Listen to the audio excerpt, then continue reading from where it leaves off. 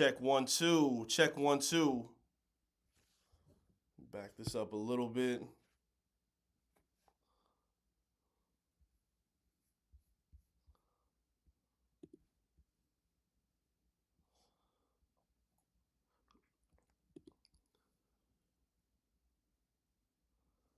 Think everything is good to go.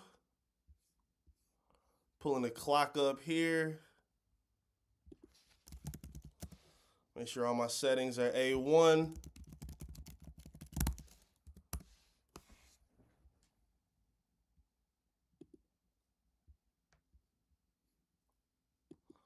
YouTube stream is up. And we are on. What up, though? What up, though? What up, though? Good afternoon, everybody.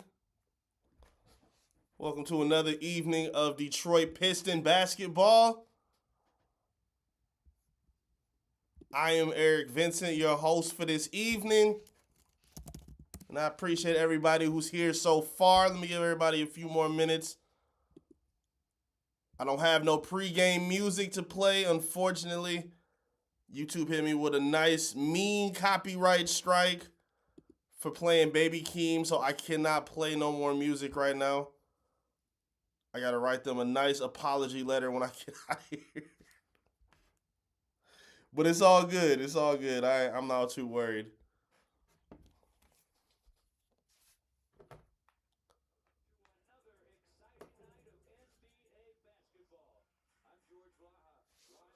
It's like everything is cool. Check there, check there, check there.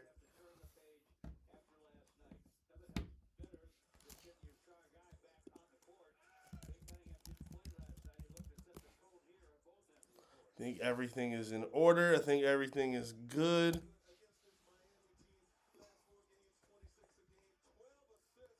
If you on my YouTube, say what up, though. Let me hear you. Prime Time, what's good? Prime Time, thank you for checking in and being here. I got to turn this ugly Knicks game off. They were losing by 20. They're trying to fight back. I want to make sure they lose to the Lakers so I can talk some good trash on Twitter later. And they're trying to battle back. Now they're down 11 with about 5 minutes left. Karl Anthony Towns for 3. Misses. Rui Hachimura with a rebound.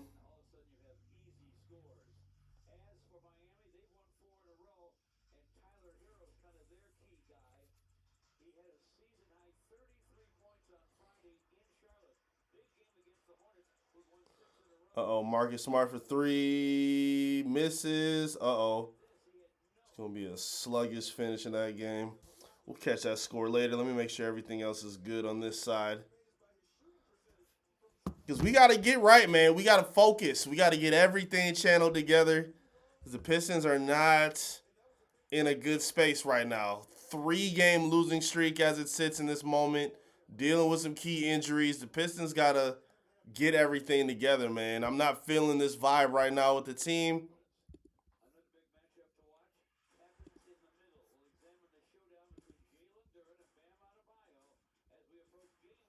There you go. Live on assist is good. Facebook link is smooth. Let me make sure. Let me go back. Let's see.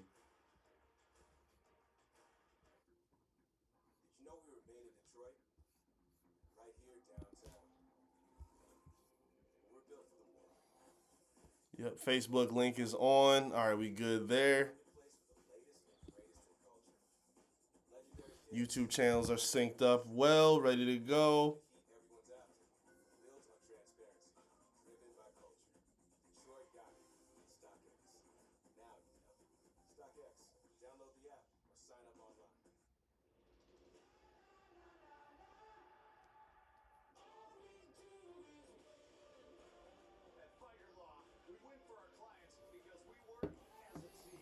Think everything is set now. James Burns, what's good?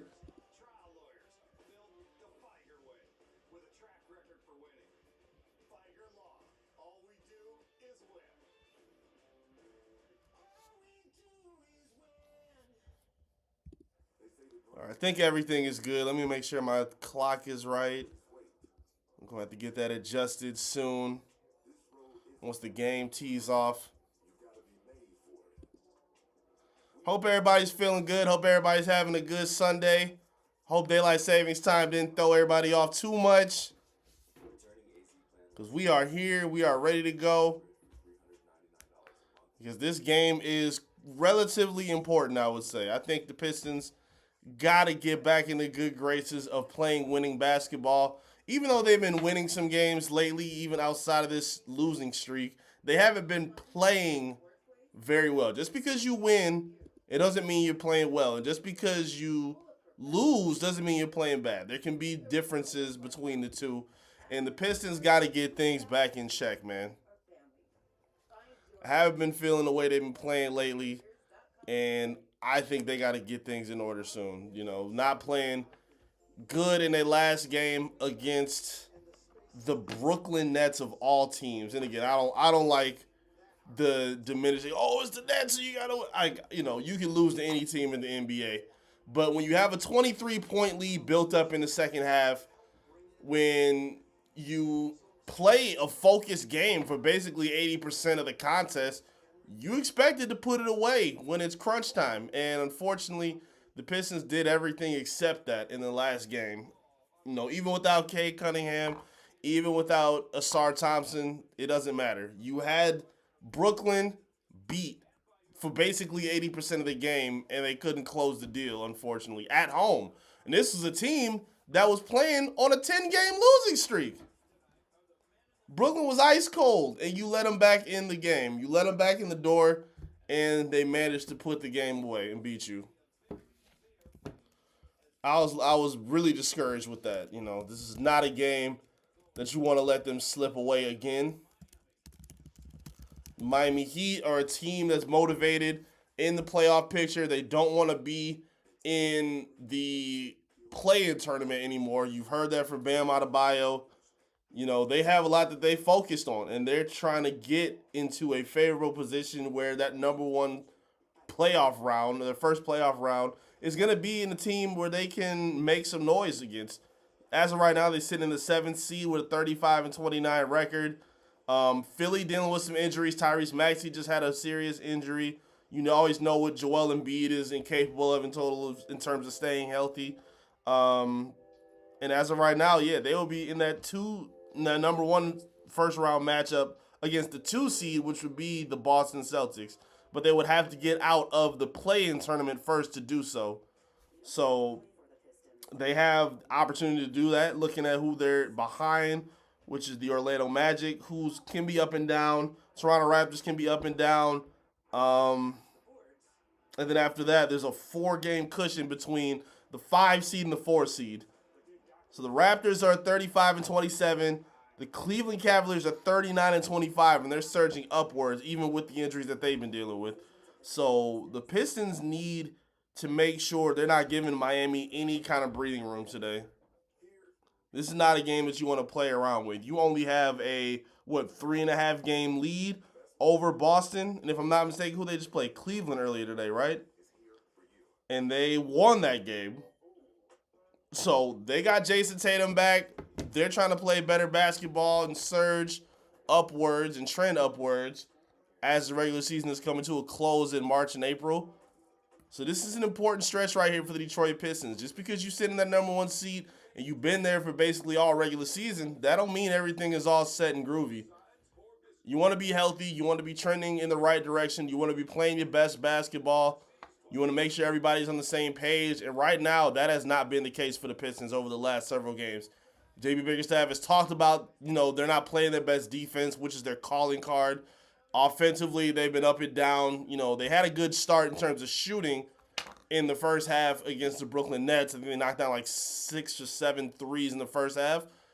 But after that, they kind of got cold and stagnant. Couldn't get anything going in the fourth quarter. Lost by 13 points in the fourth, 34-21 margin. It was embarrassing. It was a really embarrassing outing. If you on social media like I am, you saw the Knicks fans trolling. You saw a lot of people who hate on the Pistons trolling, saying that the Pistons are the 2018 Atlanta Hawks, where they were red hot in the regular season and got blown out in the Eastern Conference Finals, even though they still went to the Eastern Conference Finals. So I think that's a bit of an overblown little meme joke. The point of the matter is that you don't want to be blowing expectations and getting dusted when the postseason gets here. I don't think that's what happened with the Hawks because the first two rounds they ended up winning. So either way, I just want to see the Pistons playing up to the potential that they're supposed to be playing. Now they do got some good news. Cade Cunningham is expected to be back today. He is starting for the Pistons. But they are still missing Asar Thompson. So another new starting lineup with Cade Cunningham back in the point guard spot with Duncan Robinson, Marcus Sasser, who's getting a start tonight, with Tobias Harris and Jalen Duren. No Asar Thompson, no Karis LeVert either. He's been injured a lot this season, and they will be without his presence again on the bench. So that should open up some time for guys like Ron Holland. We see some more Javonte Green minutes, who I don't think played the best against the Nets. Maybe even see some Paul Green action. Isaiah Stewart definitely going to get a look off the bench. Dennis Jenkins as well, who started in Cade Cunningham's absence. But again, this is a very motivated Miami Heat team, starting Davion Mitchell, Tyler Hero, Pele Larson, Myron Gardner, and Bam Adebayo. No Andrew Wiggins, no Terry Rozier, no Norman Powell, who was a killer last time they played him. No former Pistons Simone Fontecchio. So there is some key depth that will be missed from the side of the Miami Heat.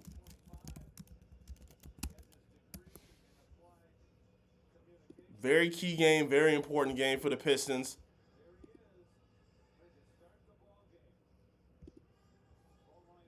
Michelle, what's going on? Thank you for tuning in. Thank you for being here.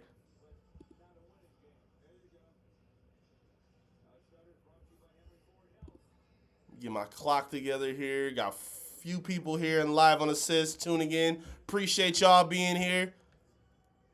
YouTube viewers are here. Appreciate y'all for being here.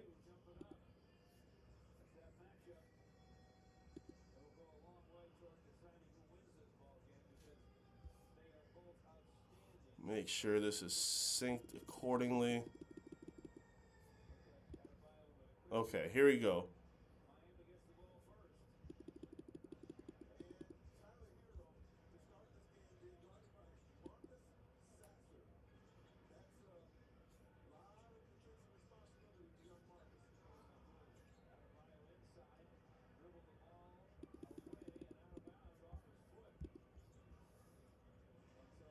Okay, we got the clock going. We got everything matched up. Everything is good to go.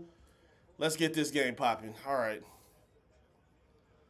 Jalen Duren gets a nice right-handed layup at the rim.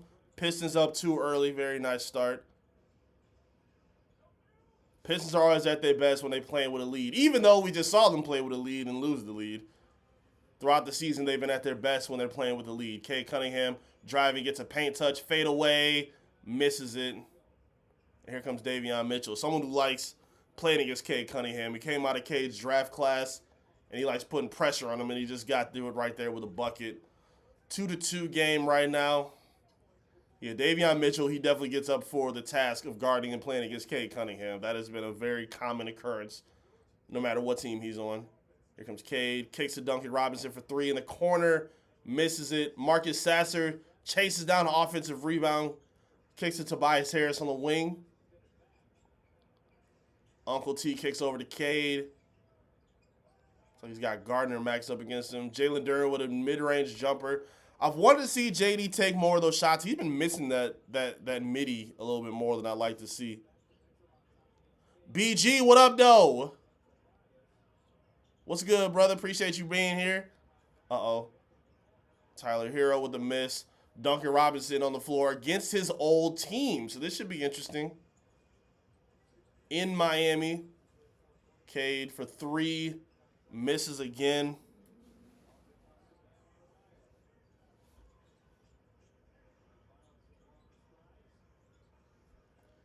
Tyler Hero driving against Marcus Sasser, gets a foul. It's a cheap one. I don't like that one.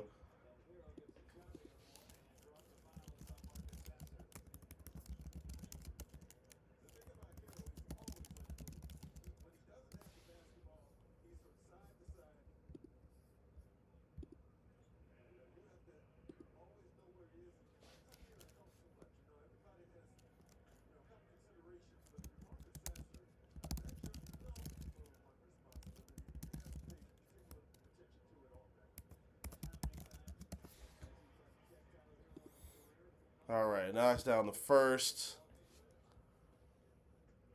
Is Cade's MVP case dead?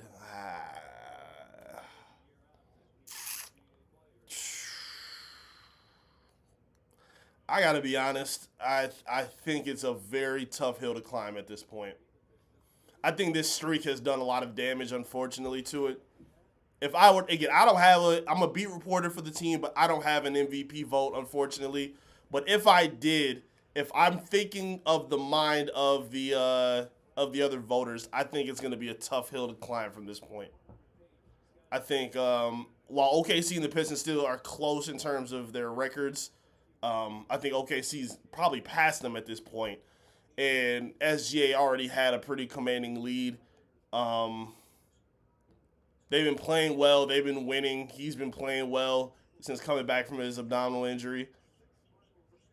Cade drops it off, turns it over, trying to get it to Duren. Here comes Miami in transition. Duncan with the tie-up. They got a foul. They got a foul on Duncan Robinson.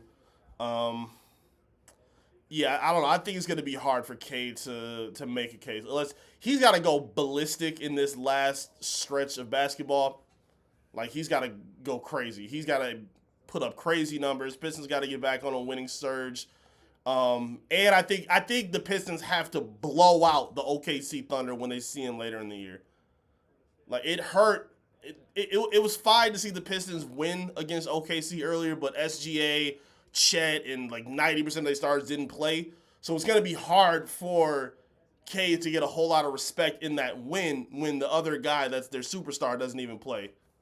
What up, Jared? Appreciate you being here, bro. Cade for MVP. I would love to see it, man. I don't know. I think it's going to be hard at this point in the season. Yeah, I think Cade not being able to play against SGA in that matchup that they had, I think that hurt him a lot. And again, it's not Cade's fault, but, you know, it would have done a lot more to see them play head-to-head and Cade get the better of the two, and then Cade would have had a better case at that point. I think, you know, as I don't say he's ducking smoke. Cade Mitty misses another one. Jalen Duren fighting for the offensive rebound, but he goes to Miami. Damn it. Yeah, I think Cade's got a tough hill to climb at this point. Oh, he stepped out of bounds. They gave him a break. Myron Gardner.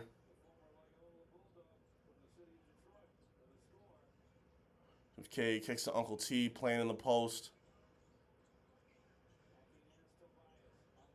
Hooks in, misses. Pistons are ice cold on offense right now.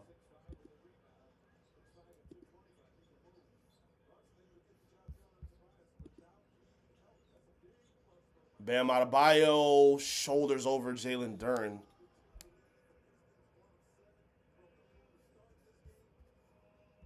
Ugh.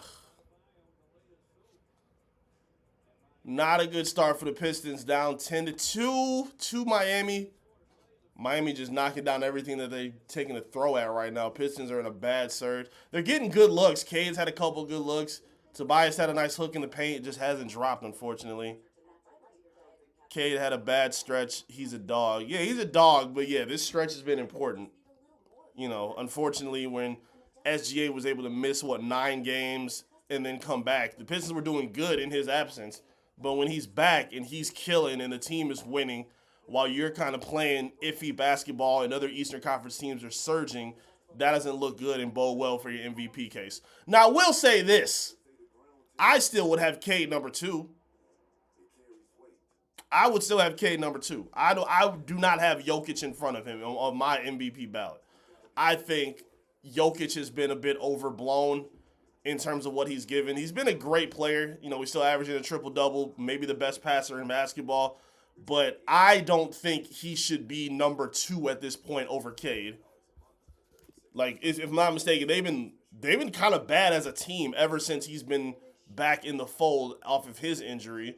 And what do we see off Rookie of the Year? What do we see with that? Oh, if you're losing or if your team is losing and the team's success ain't there, we've seen Cade get knocked for awards. So if the Nuggets are going to be in a 5th seed or a 6th seed, despite the numbers that Jokic is putting up, that has to matter in the conversation, especially when the other 2 candidates are number 1 in the conference. That should matter. So for me, I don't have Jokic number 2. I would still put K number 2. I think SGA is gaining some more ground as number 1 right now, but I don't think Jokic should be number 2 at all. That's how I see it. I think Jokic has been a bit overblown in terms of his offensive input. He's a great offensive player, but I think it should matter that you are a complete cone and a liability on defense, which is why I don't have a whole lot of respect for Luka Doncic. I know people love Luka's, scoring and his step back triples and all that, but the fact that you are a cone and a liability and teams make it a point to hunt you out defensively, that should matter. There's no part of Cade's game that is as miserable and as bad as Jokic or Luka on defense. Like, I think that has to matter. And I don't think that's the case at all for SGA. I think SGA is a flopper. I think he has his own problems, but he's still a really good basketball player when he's not flopping. When he's scoring and he's attacking and he's playing defense, he can play make and pass as well at an underrated clip.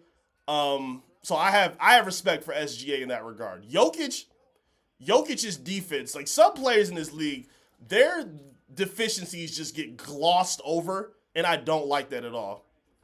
K doesn't have to win MVP. He balled out this season. To me, Langdon failed the Pistons at the trade deadline. I'm sure we'll revisit that soon. We'll talk about that in a minute. Uncle T for 3 from the corner, misses it. Pistons still ice cold right now. 313 Kurt, what up, though? I'll get to your comment in just a second, big dog. Hold on a second. Bam Adebayo for 3. Oh, my gosh. Remember when Bam Adebayo was a horrible three-point shooter, and then out of nowhere he just turned into a sniper after hitting that game winner against the Pistons? Now, all of a sudden, he can't miss three-pointers against the Pistons. Jalen Duren driving. See, I almost lost the ball. Uncle T gets it back in the post. Fade away, gets a foul. Man. See, this is what I've been talking about for a while, man. And I have love for Ron Holland. I do. Or not Ron Holland, excuse me, for Jalen Duren. But I believe he's biting off way more than he should be chewing at this moment. I don't like him being the number 2 scorer on this basketball team. Now, granted, you don't really have a choice at this point because, yes, like Kurt said, or not Kurt, sorry. Yeah, I agree. When you said Langdon failed the Pistons at the deadline, I don't want to know. Failed may be a harsh term, and you may be correct, but I'm going to try to be politically correct. It was very disappointing to see that they didn't do anything at the trade deadline to aid Cade Cunningham and their lack of scoring on this roster. I will agree with you on that. That's the politically correct way of saying what you just said.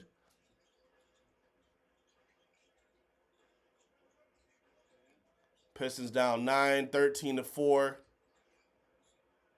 Gardner with a jumper, misses it. Rebound, Jalen Duren. Jalen Duren operating, gives it to Duncan. Got the post up, gets a foul. Foul on Larson, pleading his case. Can't plead your case with that 1990s cop haircut, bro. Sorry. He got the part in the middle where it flaps over like every Disney character we've ever seen on TV. Be careful. Sasser gets it to Cade. Cade to JD for a throwdown. Where has that connection been? I feel like we have not seen enough of the JD lobs from Cade Cunningham. Teams are keying in on that. Bam Adebayo misses another 3. Why not just start Ron? Why is Duncan at the 3? I think JB wants another ball handler on the floor with Cade. You kind of had that with Asar Thompson. Even though he can't shoot, he was still a ball handler and could create a little bit of space in terms of driving and getting to the paint. And now you have Marcus Sasser. Dang, Bam Adebayo with another layup. So now you at least have, Sasser who can shoot and create, as a ball handler on his own to aid Cade Cunningham a little bit. Ron, I don't think offers enough of that yet. Larson just pushes JD down, and Cade gets by Bam Adebayo for a layup. Very nice. If losing to the Nets without Cade doesn't help his MVP MVP case, I don't know what will. I don't know. I don't look at it like that. I think it's everything else. I think the Spurs game, I think them losing to the Spurs hurt a lot. Um, and I also just think as really more so of them and what they haven't done. I think OKC is just playing really well right now. SGA's been on a tear since he's come back from his injury, having that big game against the Nuggets on primetime TV. He's had some good showings to kind of create some separation in the case. Again, I would have Cade at number 2 right now. I think Jokic needs to be dropping down. I don't like the overhyping for Jokic right now. I think that needs to change immediately.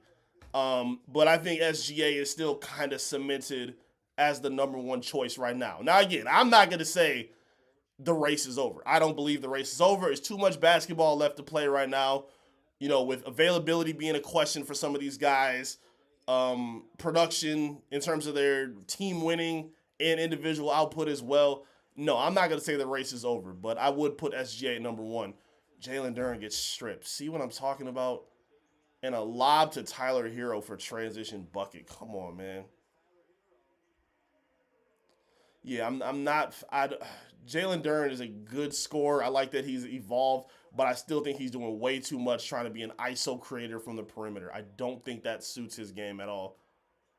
You can do it in occasions at spurts, but he tries to lean on it way too much. I'm not a fan of that at all. I want to see some. I want to see JD get closer to the rim. He works on his post up game from from the block, but they don't really look at that a lot. A lot of the times when he's driving and creating, it's from like the perimeter, and I don't love that, to be personally honest. The same politics as basketball. Last season was enough evaluation to go out and get a second scorer and a power forward. I totally agree with you, bro. I do. I'm not arguing with that at all. I thought you had enough evaluation to know. With Jaden Ivey coming back from injury, you were getting Malik Beasley. You lost Tim Hardaway Jr. There was more than enough film out there to know that this team needed some more scoring. And I think they should have been a lot more aggressive in trying to find some assistance. Duncan Robinson and Karis LeVert wasn't enough. Ron Holland for 3 from the corner, airballs it. See what I'm talking about? Yeah, it's a lot of hustle men out there. George Blaha says hustle man just checked in, and that's Ron Holland. And there's a lot of hustle men on this team, from Asar to Ron to Javante. There's a lot of hustle men, but you need guys that are just you need talent to match with hustle too. And I think a lot of times we see the Detroit Piston basketball mantra lean on grit more than talent. Kevin Herter just checked in and he gets a layup at the rim. Okay. Blows by Vasquez, gets himself a layup. All right, here we go. Oh, strip. Davion Mitchell loses it out of bounds. Heat will maintain the ball.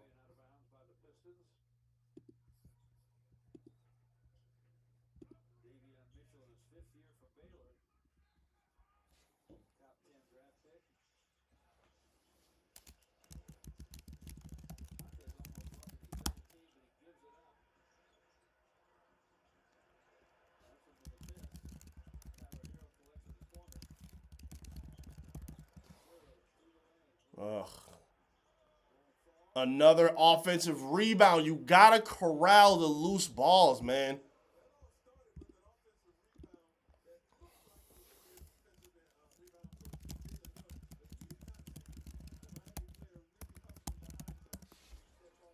All right, there's Cade for a pull up. Cade with a triple. Pistons down 8, 21-13. About 4 minutes left in the first quarter. That's their first triple of the game.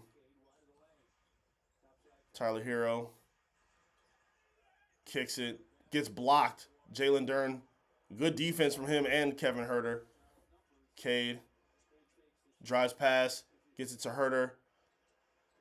Herter for 3, missed it. That was a bad. I mean, it was a good look, but he just missed it completely.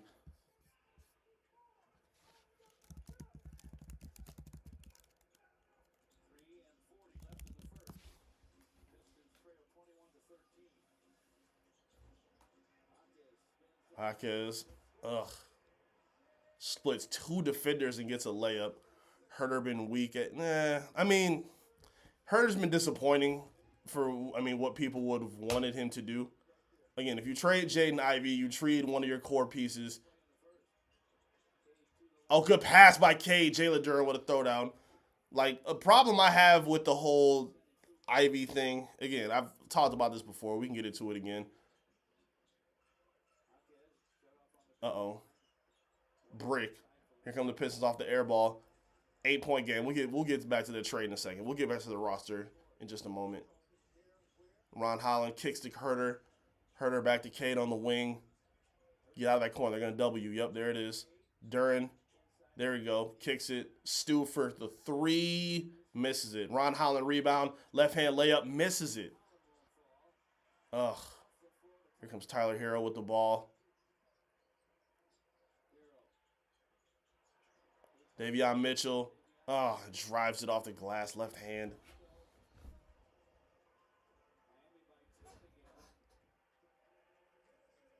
And another timeout.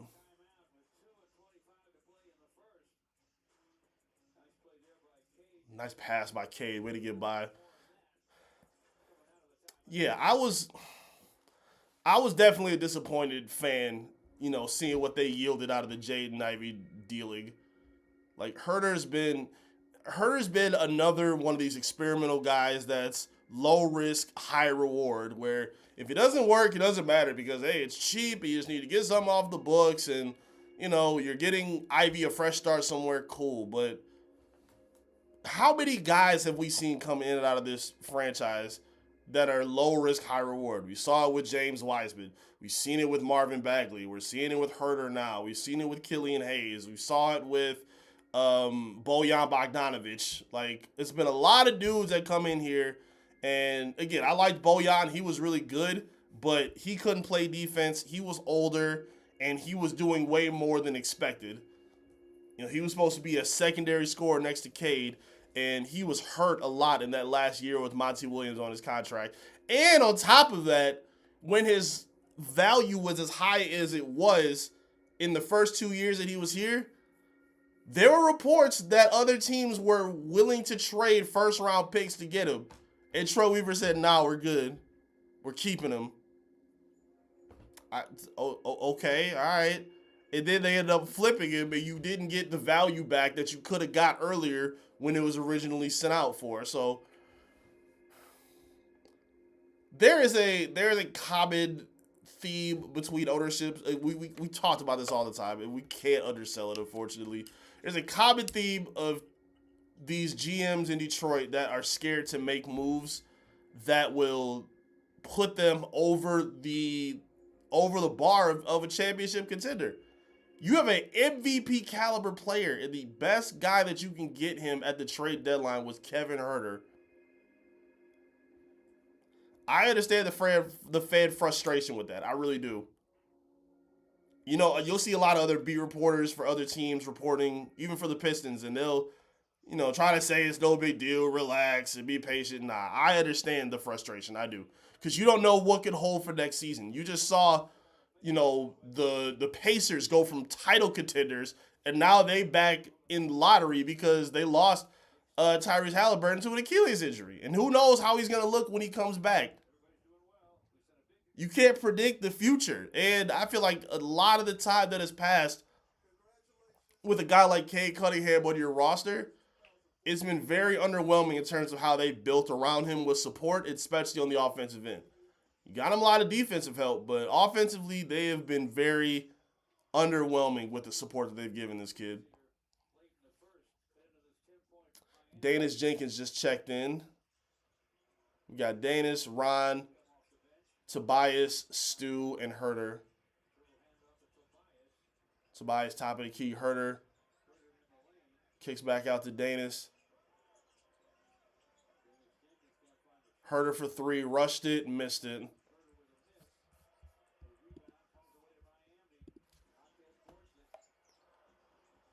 Uh-oh, loose ball. Ooh.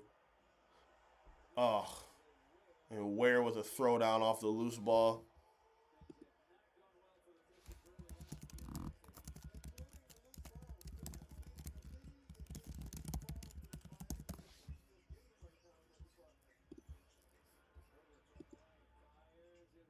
Herder misses again. See what I'm saying?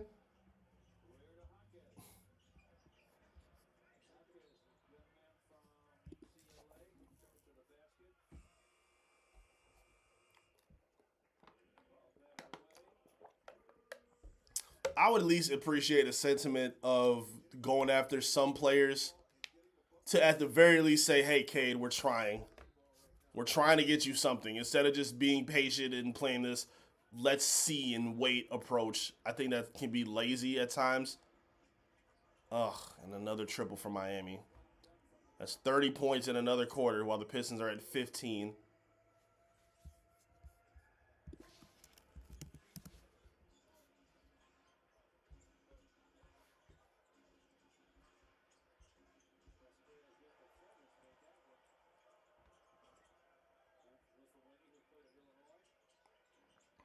Oh, Danis gets ripped. Gotta shoot. Puts up a prayer and he airballs it. This is very, very frustrating to watch right now.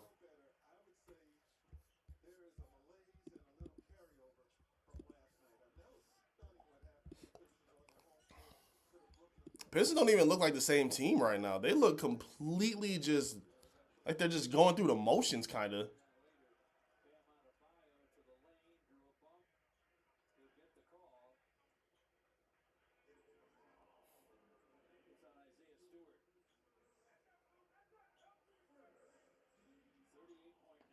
Man, I know it's early, but this is really discouraging right now. Cole again shooting 1 of 9 from three. Can't get stops right now. Surrendering offensive rebounds.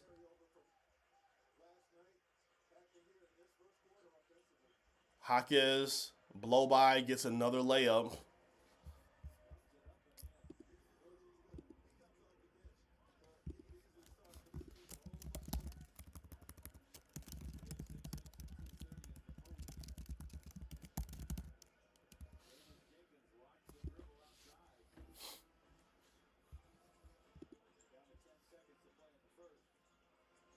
Ron Holland, blow by, but gets fouled in the process.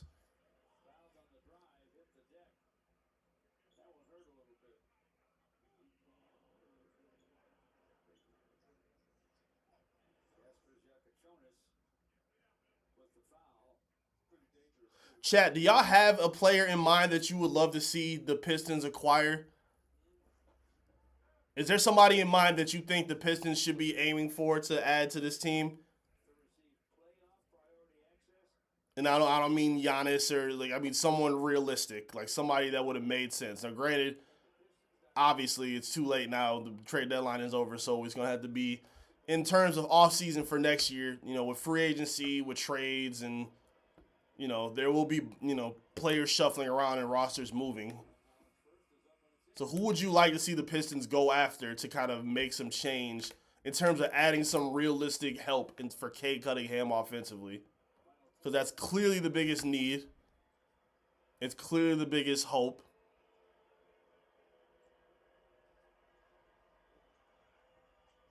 Ron Holland misses a free throw.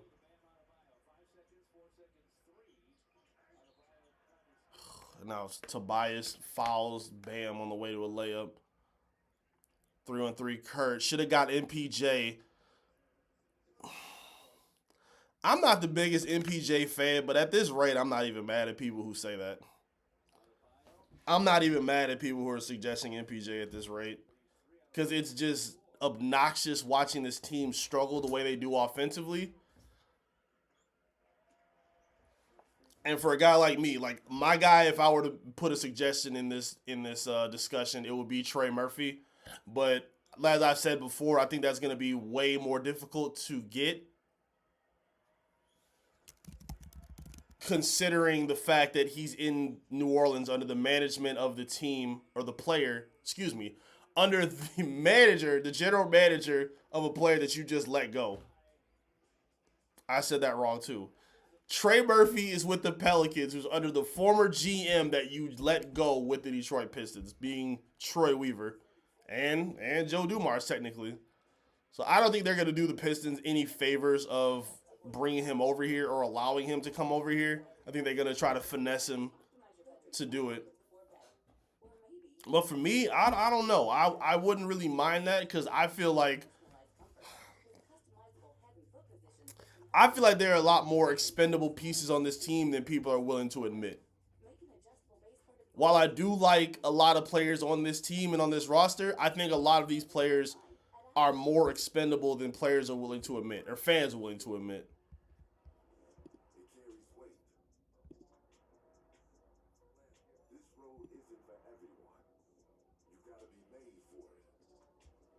This team just looks gassed right now. They don't look like just into it at all. Again, they're normally at their best when they're running and playing in transition. I feel like their transition buckets have just been horrible lately. No fast break points in that quarter.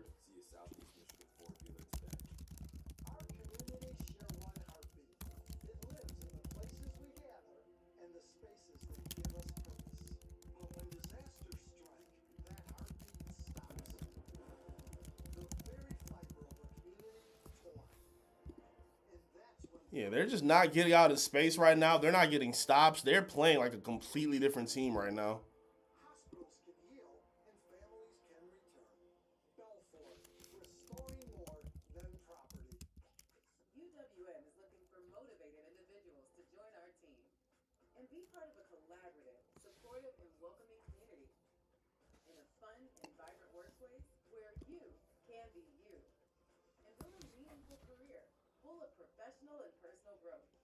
And be well, what's good? I'll take Sadiq Bey right now. Yeah, I mean, looking at Sadiq, he been hooping with New Orleans lately. I don't know what's gotten into him, but he been balling at this point. I don't know what's going on. But then again, that's again same situation. I feel like New Orleans is gonna be hard to pry away their pieces. I'm thinking if I'm Detroit Weaver and if I'm Joe Dumars, even if was Goris in ownership at that point where he got let go? He was for Weaver for sure. I'm trying to think about for Joe Dumars. I think Dumars was, I think it was different ownership at that point. But if I'm thinking from their perspective, y'all fired me. I'm not gonna help y'all get my best asset to help y'all get better when y'all pushed me out the door. Thank you, E. Sheesh. We saw this with the Lions in 23. Oh, don't get me started on the Lions. The Lions are cooked. The Lions are screwed, y'all. If you're a Lions fan in here, the Lions are screwed. I want people to be very frank about where the Lions stand right now. I wouldn't be shocked if the Lions missed the playoffs again next year. The Lions are screwed. The Lions are 100% done at this point. I'm done with the Detroit Lions. Because they're doing the exact same garbage they be on all the time with Brad Holmes. Cade for 3, knocks it down. That's a second triple for Cade Cunningham.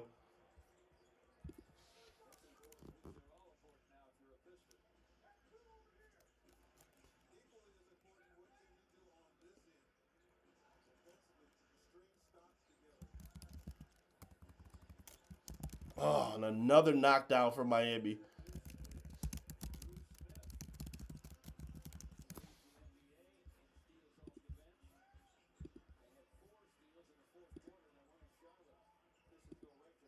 Pistons go right back. Beef stew with a layup.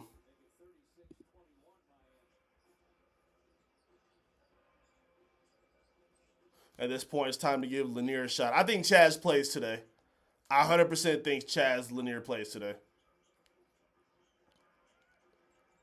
If they keep missing like this at this rate, I think they're going to give Chaz a shot. Cade. Lob to Javonte Green. Puts it down. Beautiful setup by Cade Cunningham. Pistons down 13.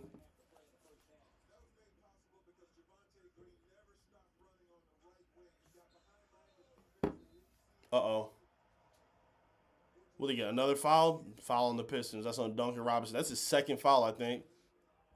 Yup, see, that's what I'm talking about. So if Duncan is in foul trouble and you're not really getting much out of Danis, you're not getting much out of Sasser so far, they're going to break the glass. I think we'll see Paul Reed minutes and Chaz Lanier minutes today.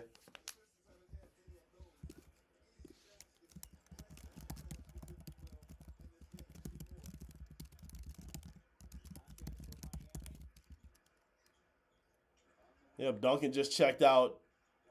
Yep, and there's Chaz right there. Told y'all. There he is. There's Chaz. There's Chaz.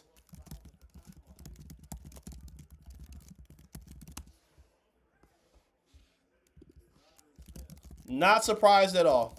Not surprised in the slightest. There's Chaz Lanier. And let's see if he can do something.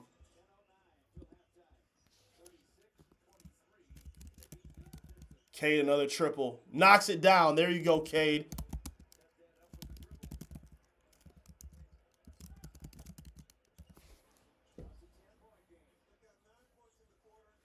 I feel like a fortune teller in this mug, y'all.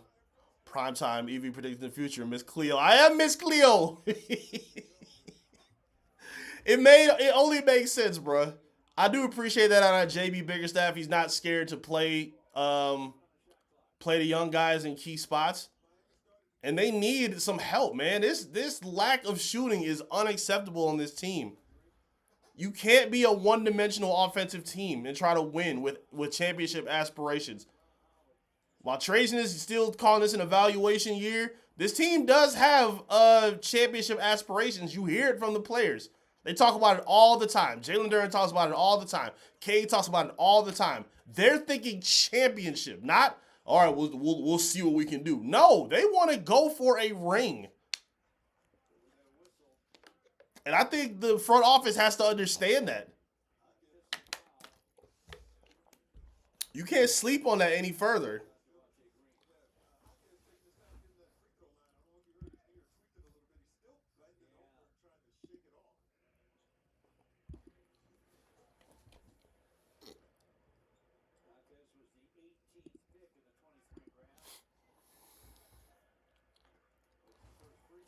Jaquez with a knockdown. He always plays the Pistons tough. It never fails. He always has a sneaky good game against the Pistons, and I can't stand it.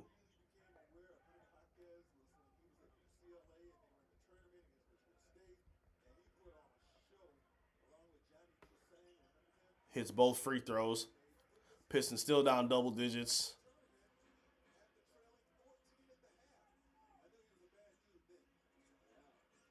(38-26). Haven't even crossed the 30-point threshold yet. Come on, y'all. Cade Cunningham on a drive. Kicks to Stu. See, and that's all they have, man. It's Cade, save us. Cade, make something happen, please. I'm telling you, man, I admire Cade's professionalism. Because you haven't seen any other... Oh, here comes Shaz for three. Misses it. No, I'm not mad at that. That's fine. That's his first three in a game setting in how long?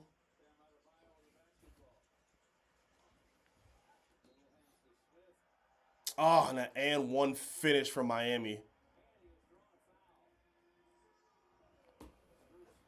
Yeah, Cade's professionalism deserves a lot of credit. You haven't seen... This is year 5 with Cade Cunningham. And you have seen other young stars, and Edwards, Paulo Banchero, Victor Wembanyama, who are some other young pieces? Tyrese Maxey.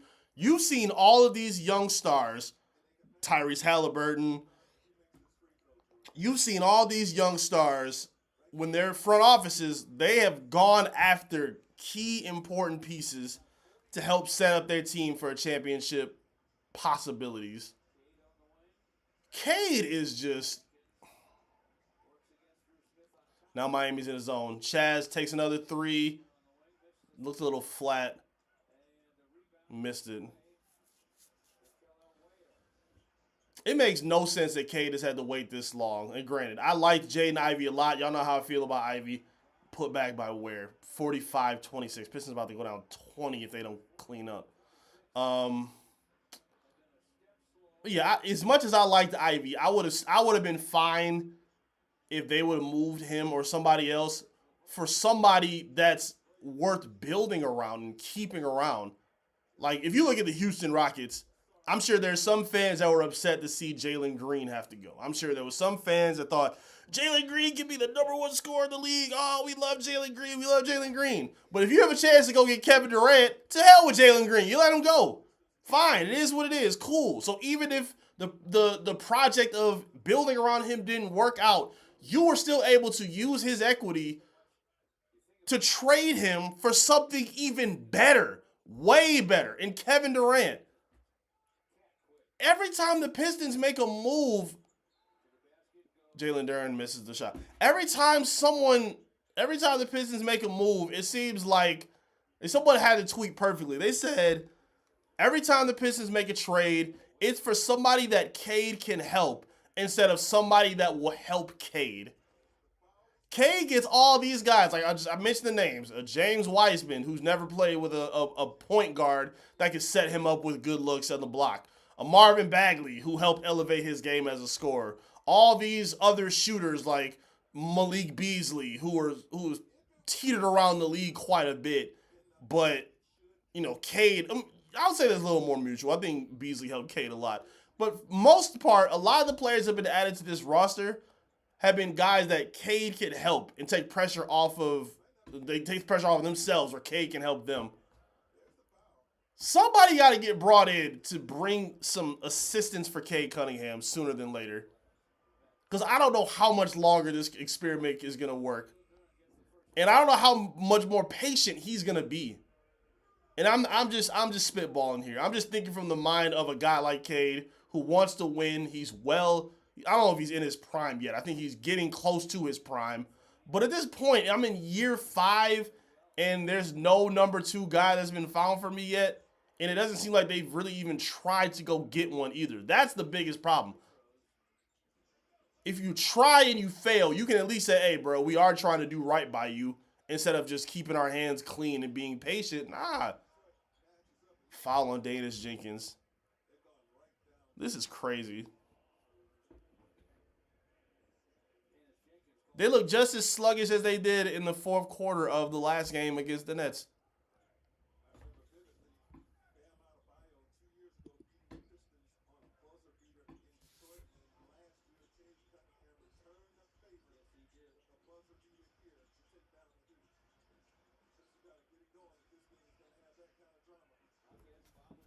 Jaquez throws a shot up.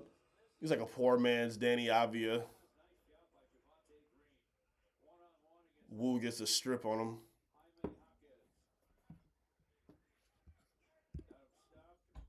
This is bizarre.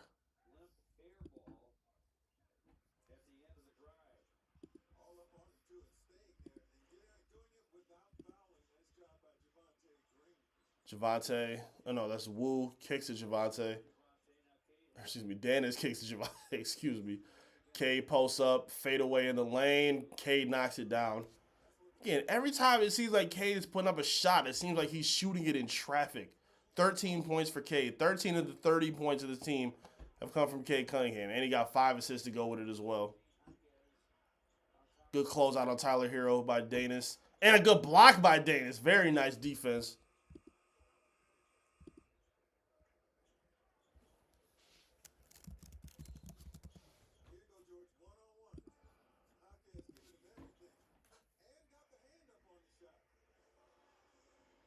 Yeah, that was a tough hit by Cade.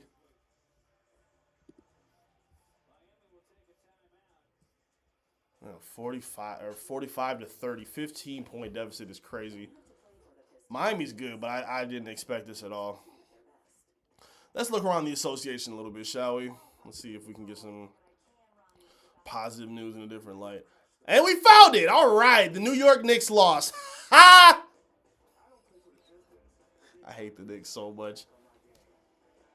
I don't know what the Pistons are going to do with the playoffs, but as long as the Knicks don't go to the finals, I'll be happy. 110-97. Knicks get dusted in LA. 109-98 final score. Boston over Cleveland. Toronto playing against Dallas. And they are up 48-34 currently. Let's take a look at the score from this Knicks game. Love a good hate watch on New York. Oh, wow.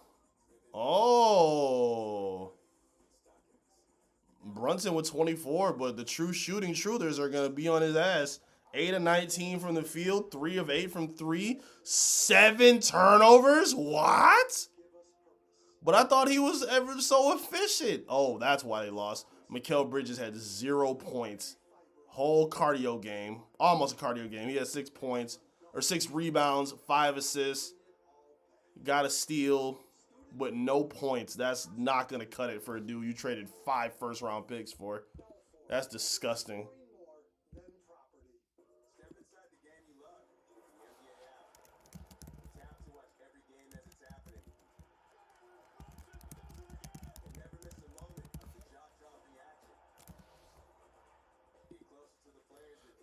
Guy Colbert, Pistons lost again. Pistons are still playing, so this game is not over. Unless you know something I don't know. You got some intel in the future for us? You know the lottery numbers for next week? Tell me something that you tell me what you know that I don't know. Please enlighten me.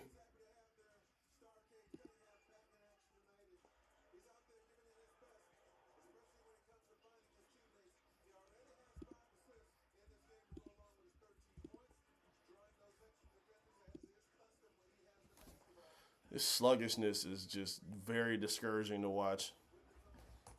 Because now too, and we keep going back to the roster construction. Now teams around the league know you're desperate. Now they know they can overprice you because they know that you're desperate to hopefully repeat where you're getting to right now, which is the number 1 seed in championship conversations. Now they understand that you're desperate and think, give us another first out of that. You know what? Maybe we don't. Maybe this isn't enough. Give us a little bit more. How bad do you really want this guy? Another bucket from Miami, 47-30. Pistons not even at the 40-point mark yet. At least cut it to 10 by halftime. Yeah, they got to trim away slowly. And it's not going to be easy because now you see Miami. Is this in a zone? A matchup zone? Yeah, they're in a matchup zone. Making them shoot when knowing Detroit's not a shooting team. Cade floats a hook up and he misses it.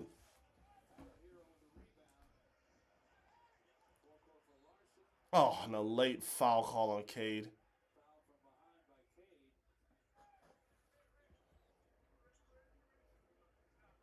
If you're watching on YouTube, make sure you hit that thumbs up button, please. Make sure you subscribe to the channel. I'm trying to get up to 600 by April. I think we can make that happen. I really appreciate your support. Trying to get the word spread on my channel. Trying to get more active on it, so please hit that thumbs up. Show some free support to Top Title Detroit. I really appreciate y'all being here for sure. If you're watching on Facebook, I appreciate you. Make sure you like the video while you're here as well. And of course, if you're hitting up on Live on Assist, there's no like buttons or anything on there, but I appreciate you being here. What up, Drew?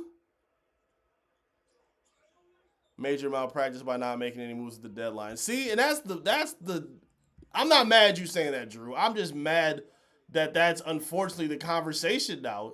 Jalen Duren, nice layup.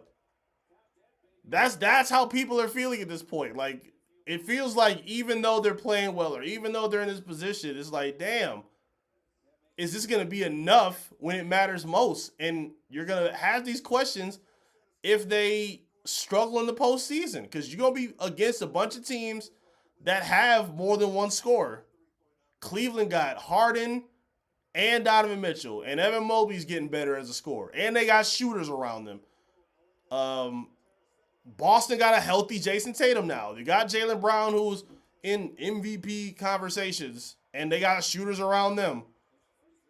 The Knicks, I don't like the Knicks at all, but they have a variety of scorers. They have an array of options that they can beat you with.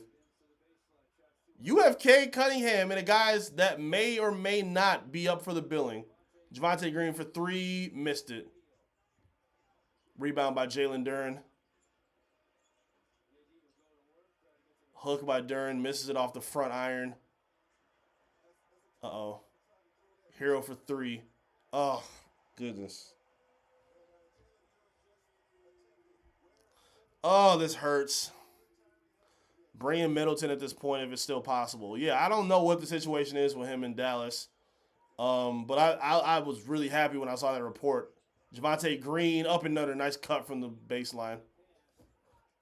Yeah, I like that option. I don't know if it's still on the table. I don't know how serious that was. But I mean, he's a guy that would make all the sense in the world for this basketball team. Veteran scorer. His knees are kind of shot, but he's still a good player. He still gives you more of an offensive punch than a lot of other guys on his team. Sasser, and that's an offensive foul on Wu. You can't push on a screen like that. I'm trolling on our theme song. All right. Just don't tell G-Mag Cash. I don't want him kicking my ass later. I don't want no smoke with G-Mag. What up, G-Mag Cash?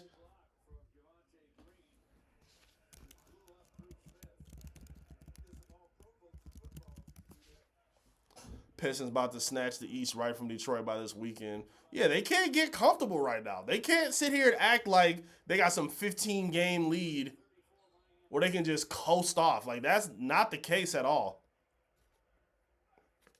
Boston's dangerous. Boston is a dangerous team. You know, getting their best player back. Hell, if you ask Kenny Atkinson, they got, what, three? They got three top 5, top 10 players. And Jaylen Brown, Jason Tatum, and Derek White. He called Derek White a top 5 player. I don't know what moonshine he was drinking in Cleveland, but I don't think there's anything that says top 5 about Derek White at all.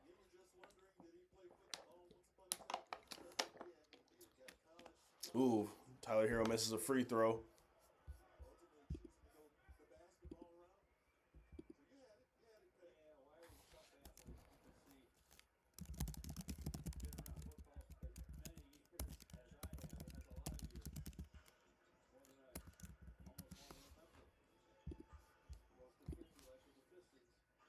Larson at the top of the key. Tobias checks him. Back to Bam, loose ball. Tyler Hero scoops it up. Gets a foul on Duran and one off a floater. Oh my goodness. This is not good, man.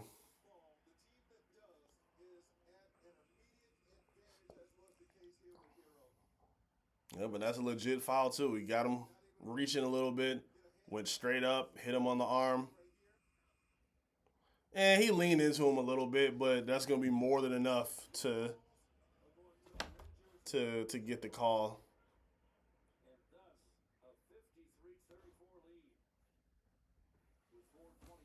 This is crazy.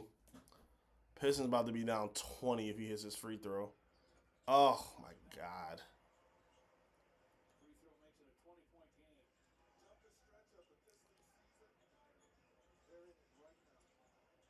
Yeah, I can't act like this is no big deal. You would rather be losing games like this at the start of the season than at this point at the end of the season. Uh-oh. Larson loses the ball. Tobias matched up on him. Oh, God. Adebayo with a triple past the sticks. Past the six. 57-34. This is horrible. This is absolutely disgusting. Again, you would rather be on this kind of a stretch to start the season or like in November, December. It's March. It's March. And granted, yes, I understand they're missing Asar Thompson, but this is not a Asar Thompson fix away. I think this team is just, I don't know. Again, when they lose in these kind of games, you see these deficiencies just on high display.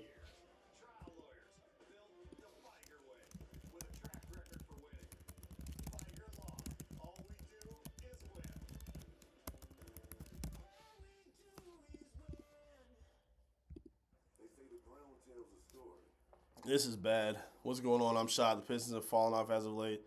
Derek White. Yeah, hey, big bad Derek White. He's a top 5 player, said Kenny Atkinson. I can't believe it. Trey Murphy, they peaked in January. I mean, possibly so, man. Again, even if you was steady, they just look flat out bad right now. Again, it's one thing to play your best and lose. I don't even think they're playing their best right now. I feel like teams maybe have some film on them and they know how to exploit them. You see them going to these matchup zones. You see them doubling Cade often as they can. You see them putting Jalen Duren in positions where he has to over-dribble to create, and he's getting stripped a lot. He's not as fluid with his offensive creation.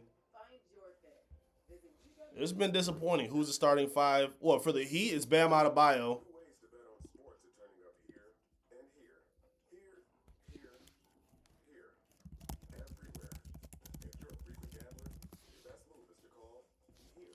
This is crazy.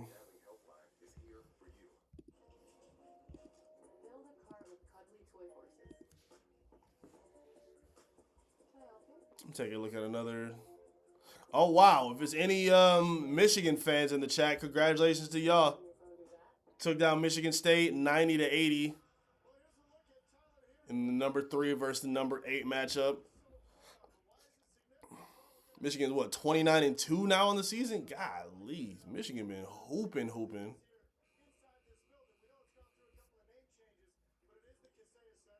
Michigan been hooping this year.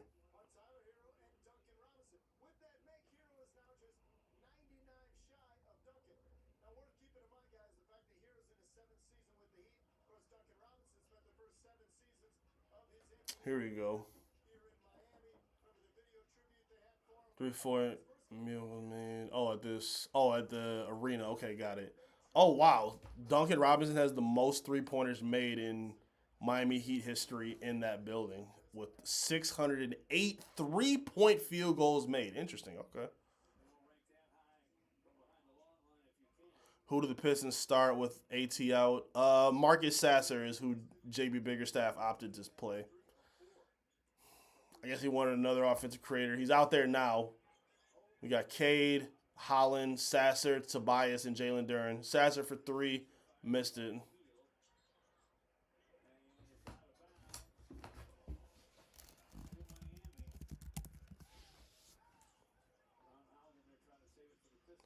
Yeah, Sass had a good stretch.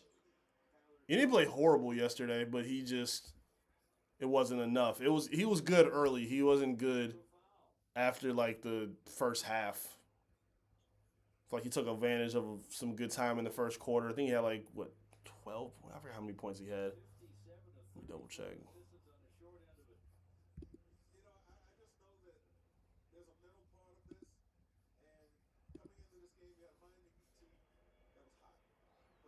Oh wow, that's yikes. So yeah, he had 8 points by the second quarter. I remember that. Had 5 steals. He got active defensively, but offensively in the second half, he was just completely invisible.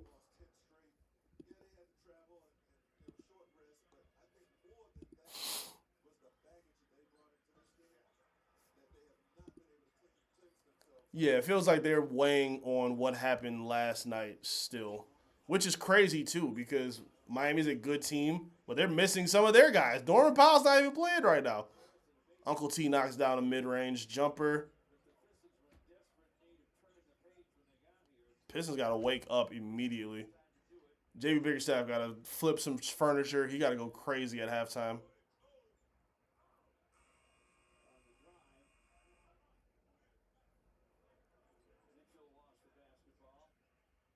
That's right. He did get injured. I forgot about that. He tried to shake it off. He played through it, but he was not the same after that injury. You're right. My bad, Richard. I totally forgot about that.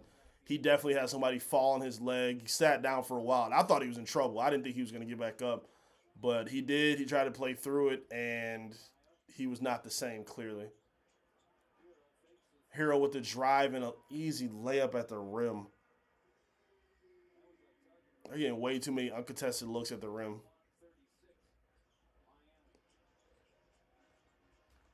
Yeah, this team is missing Asar Thompson defensively, and just showing how limited they are offensively. Duncan Robinson, triple, knocks it down.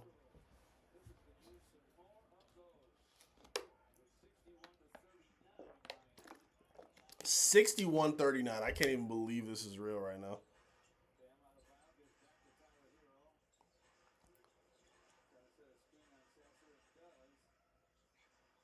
Davion Mitchell for 3, misses it. Jalen Duren pulls it down. Outlet to Cade. Finishes over Mitchell, gets a bucket.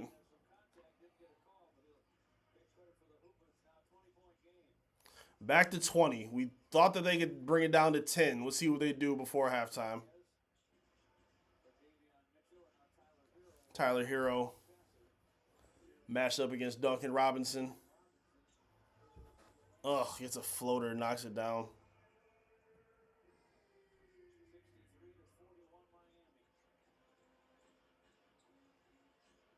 Sasser pump fakes. Tobias top of the key, trying to get a look. Drops to Cade, bounces it over to JD for a dunk. Very nice.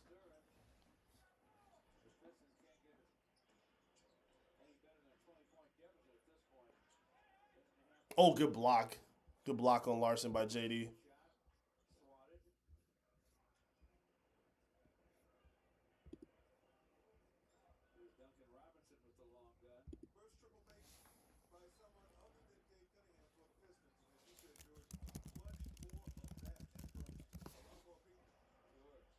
Tyler Hero miss. Oh, Bam tried to. Oh, that can't. No, come on.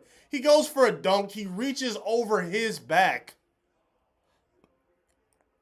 That foul has to be on Bam. No way.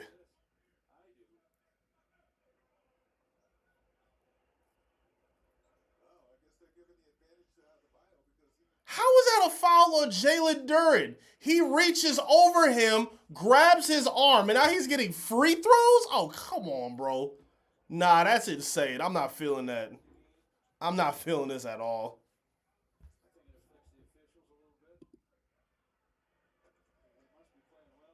That's criminal.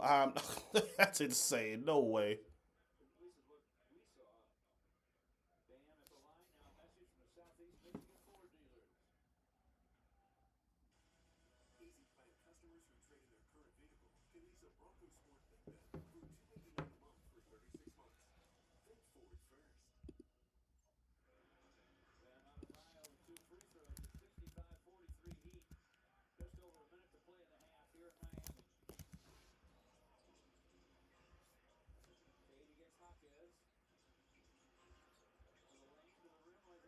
Oh, and he misses at the rim. Come on, man.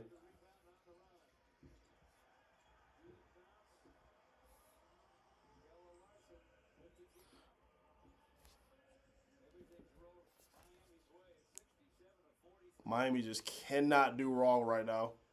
Everything is just going the way they want it. This is really bad.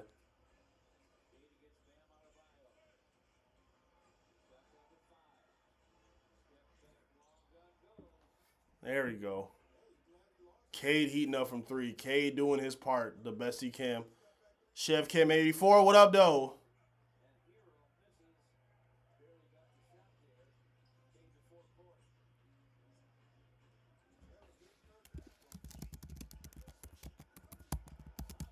Ooh, nice lob to JD. Gets a throwdown. Pistons bring it within 20, 67-48. Yeah, they're going to have to do what the Nets did. They're going to have to have a dramatic comeback to get this back in order. Oh, he traveled. Larson bricked it. Oh, man. This is bizarre.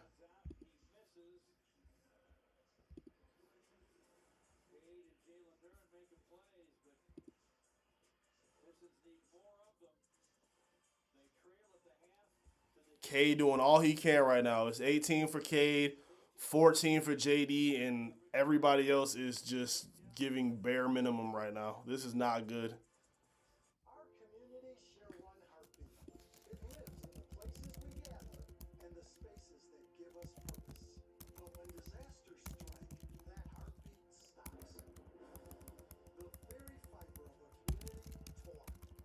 Yeah, 32 of the Pistons, what, 48 right now? That's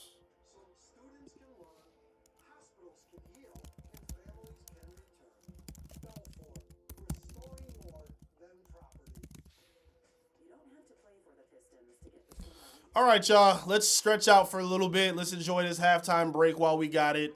Let's come back with some good vibes. Go get you some refreshments. Speak to the basketball gods above, and hopefully we can get a much better second half than we got from the Detroit Pistons. Because if they play like they just did, they're going to be out of here and done by the top of the fourth quarter. So let's stretch out. Let's everybody breathe for a minute, and hopefully we can come back with a better performance by the Detroit Pistons. We'll be right back in just one moment, y'all.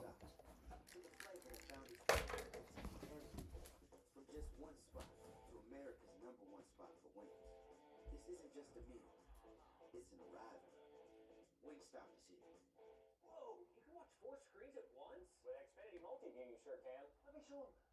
Fan view. Oh! At Dude Perfect, we don't turn off basketball. Get every team and every game all in one place with Xfinity. Imagine that. Brandon Coley, Jablonski Auto Body, LLC. What'd she call her? Oh, we actually sold the twins name rights. Yeah, like stadiums do. Very lucrative. Oasis Breeze Tan and Spa. The right money moves aren't as absurd as you think. The new chicken bacon ranch street chalupas at Taco Bell. You can't get just one. And no, that's not some marketing hyperbole about how much you'll obsess over the slow roasted chicken, crisp bacon, and avocado ranch sauce. They come in tubes. You literally can't order just one. The new chicken bacon ranch street chalupas at Taco Bell.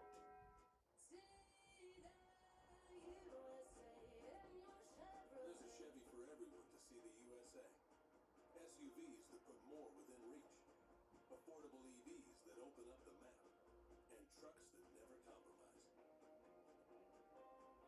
Right now, GM employees with a current eligible lease can get this 2026 Chevy Equinox EV for $149 a month. Chevy Detroit, together, let's drive. This is basketball on FanDuel Sports Network. It is brought to you by Michigan Lottery's Millionaire for Life. Went up to $1 million a year for life. And by Henry Ford Health, the official healthcare provider of the Detroit Pistons. Our halftime report is presented by your Metro Detroit Buick GMC dealers. Well, it was a heck of an afternoon here in South Florida. It's been a heck of a game for the Miami Heat here through one half of play. Halftime report presented by Metro Detroit Buick GMC dealers, and we're going to look at our high efficiency performer by Wallside Windows and Tyler Hero. You know, you knew coming in, Tyler Hero's been playing great basketball, great stretch of basketball for the Heat. Here, George mentioned they're on a 4-game winning streak coming in, and they continue to ascend in the Eastern Conference standings. You know, here in this game, being able to put it on the floor, touch the paint, 16 points, 4 rebounds, high efficiency score, and Hero has led the way for them. Our first half stats brought to you by the Southeast Michigan Ford dealers. You know, typically it's the Pistons who always dominate in the paint when they are playing at their best.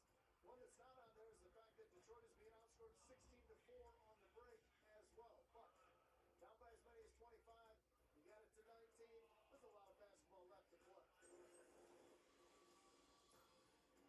This is IQ Bar. It's high in protein and fiber for a strong body and packed with functional nutrients for a sharp mind.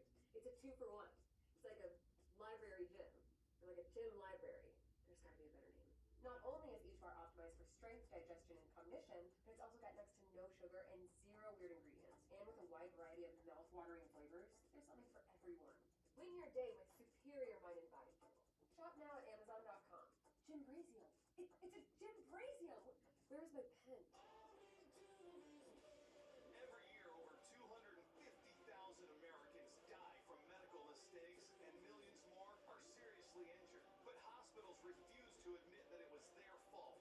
The victims of these mistakes deserve answers. For over 70 years, Fire Law has protected families by holding doctors and hospitals accountable. Every case is personal to our team of trial lawyers. Fire Law. All we do is win. UWM is looking for motivated individuals to join our team and be part of a collaborative, supportive, and welcoming community in a fun and vibrant workplace where you can be you and build a meaningful career full of professional and personal growth with a real work-life balance. After a day's work, you head out to be with your friends or family. Find your fit. Visit uwmcareers.com today. They say the ground tells a story. It carries weight. This road isn't for everyone. You gotta be made for it. We ride bold. We ride strong. We ride Ford. Returning AC plan lessees can lease an F-150 hybrid for $399 a month for 36 months. See a Southeast Michigan Ford dealer today. Just back at 4. Let's go!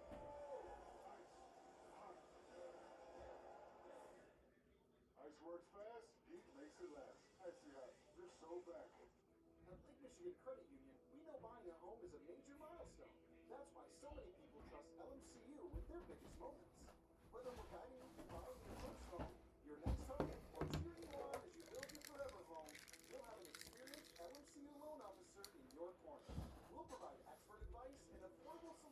so you can open the door to your new home with confidence. Oops, where'd I put my water? Okay, hold on. I'll be right back. Let me grab my water again. I lost it. Whoa, you can watch 4 screens at once? With Xfinity Multi-View, you sure can. Let me show them. Fan view. At Dude Perfect, we don't turn off basketball. Get every team and every game all in one place with Xfinity. Imagine that. The 3 for me, only at Chili's. Still can't be beat with the big QP, fries, bottomless chips and salsa, and a bottomless drink, all for just $10.99. So if you're McDone with tiny, overpriced burgers, just come to Chili's. This Chili's 3 for me is the best $10.99 you can eat. Pistons basketball on FanDuel Sports Network is brought to you by Baker College, now enrolling in high-demand, career-ready degrees. Learn more at baker.edu. By Destination Cleveland, the land of making the lake your own. And by Xfinity, imagine the NBA all in one place, made easy. Imagine that. That's not a lick. Let's get to our FanDuel.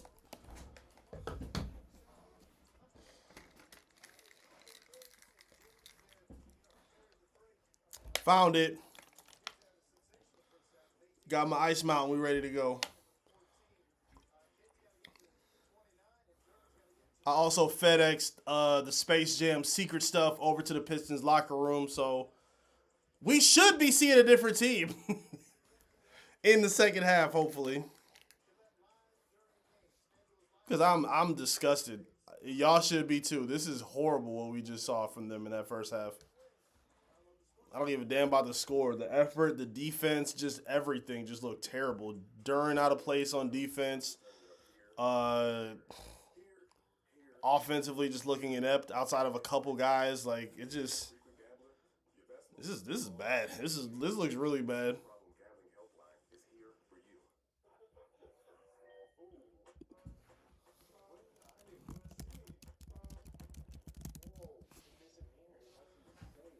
See what's going on in the chat. What's going on in the chat? Make sure you hit that thumbs up. Hit that like button while you're here. Backcourt looks weak. Yeah, backcourt has been kind of... If Duncan's not red hot, then they're going to be, kind of underwhelming. Does AT make this much difference? They look stunned. No, this is not a... I said this earlier. This is not a simple Asar Thompson fix away to fixing what these issues are, because while I think he helps what we're seeing defensively, offensively, I don't think he gives enough to kind of fix where the big issues lie on this roster. I could be wrong, but I personally don't think so. I don't think this offense or this team is a simple Asar Thompson away from getting this back in order.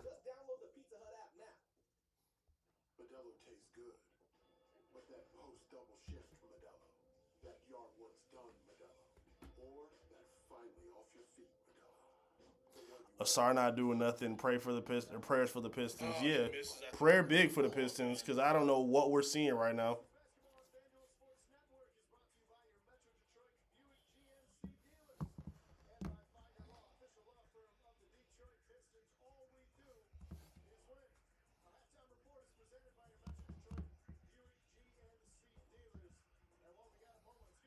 Make sure everything is good here. My social media in order. Feel free to follow me on social media as well at I am Eric Vincent. If you got yourself a moment on my Instagram, Twitter, Facebook, all of the above. Bringing Clay for 20 minutes a night. They got to do something, man. They got to do something. Again, I'm 100% understanding of fan frustration of seeing this team just be just lethargic offensively. Because it translates over to defense too. If I played hoops, if you cold offensively, that can carry over to your defense as well. As a team, as an individual player, that's a fact. Like, nobody wants to be cold offensively and then, haul ass on defense while they still cold. You should, but it could absolutely translate and add to lazy habits on both sides of the ball. And I think we're seeing a lot of that. Like, the Pistons have a really good identity defensively as a team, but offensively, I think they are too predictable as a team that tries to force their way in the paint and score there at will. You have to be able to be unpredictable. And for teams that are prepared like San Antonio, it's easy for them to beat you when they have an alien in there waiting for you. They have perimeter defenders, and they have enough scoring to neutralize whatever you bring with Cade Cunningham and whoever may be hot next to you. Because they don't need a 30-pointer. They don't need a 30-point night from Wemby every night in order for them to be great in San Antonio. They can get it from Castle or Vassell, Dylan Harper, De'Aaron Fox, who went crazy in the first quarter against the Pistons. They have more than enough in terms of what their production is supposed to be as a team.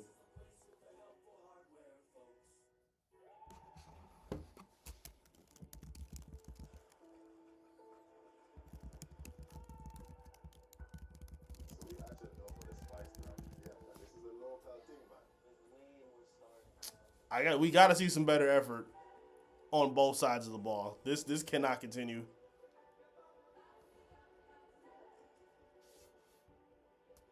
Prime time. If they still getting smacked by the third, I'm out. I can't say I blame you, man. I really can't.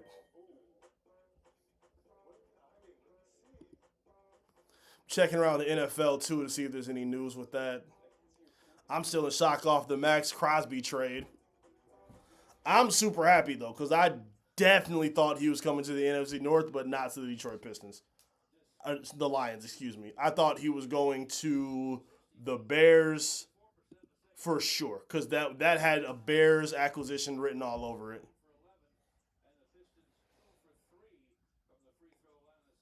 Where do they have George and Greg watching? They look like they in the boom boom room. Where are they supposed to be in the front row? I don't know what they're doing, but all right. George looked disgusted. George been letting it off too. I wish I could listen to the broadcast a little more often, because I heard he been going crazy.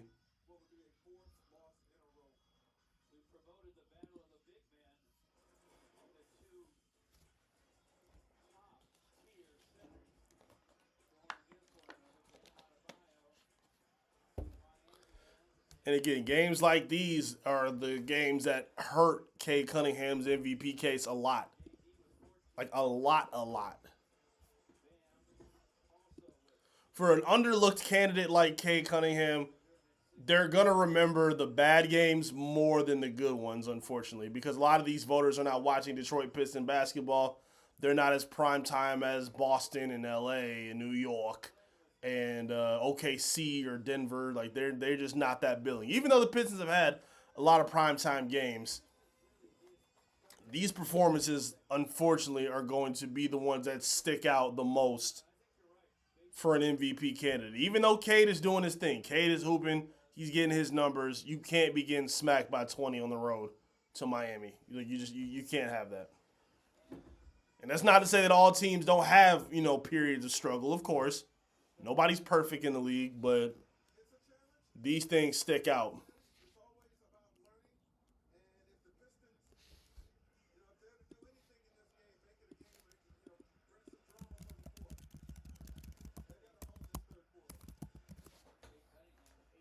Let's see what they do. K got to hit 50. All right. Duncan Robinson for 3, misses it.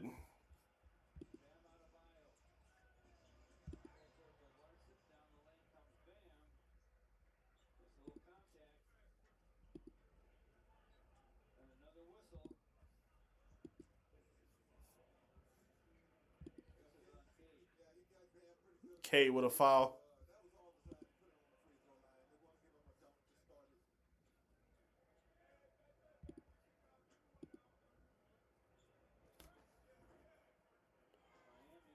And Bam knocks down the first. Pistons back down 20.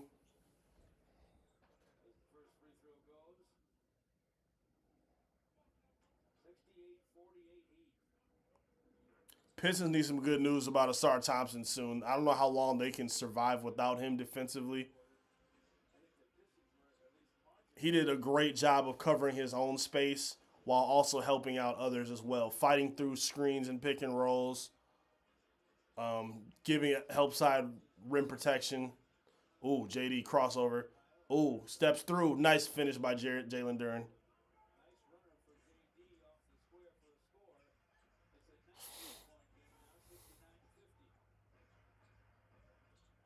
Get to the corner, JD. Oh, my goodness.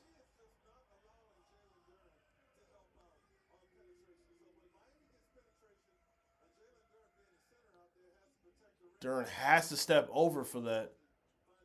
Bam is a threat from 3. Jalen Duren under the hoop gets fouled.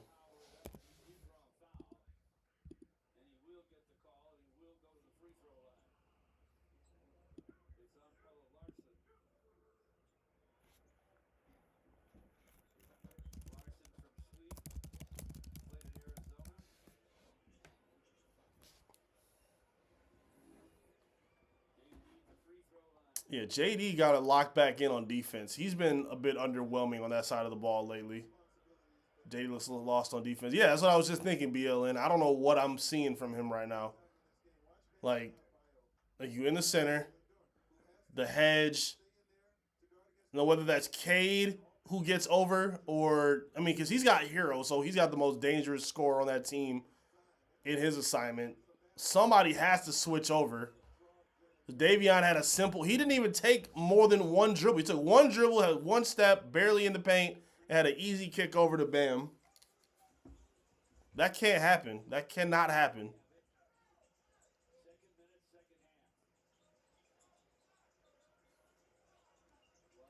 Larson blow by. Ugh. Finishes through Duncan Robinson's chest. Pistons are on a 3-game losing streak, for those who don't know. This is their first 3-game losing streak of the season. This is as cold as they've been all season. And it's not just the final score that's discouraging. The product that they have been putting out has just been terrible. Marcus Sasser, midi, misses it.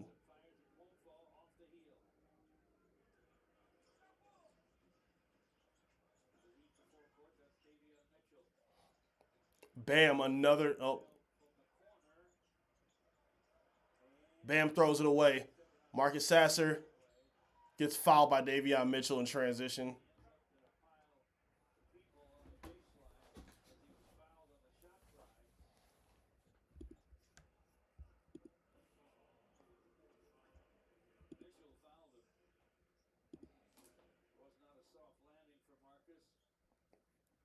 Good timing by Marcus. Make sure he can steal the contact.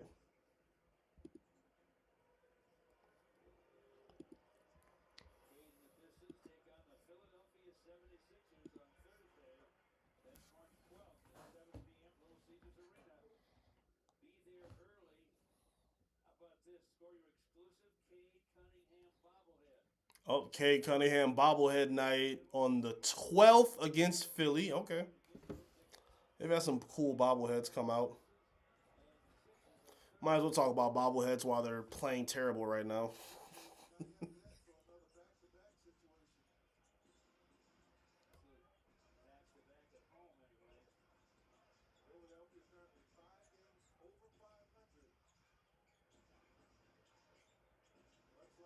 Sasser kicks it out of bounds. Pistons lose the rock. Going back to Miami.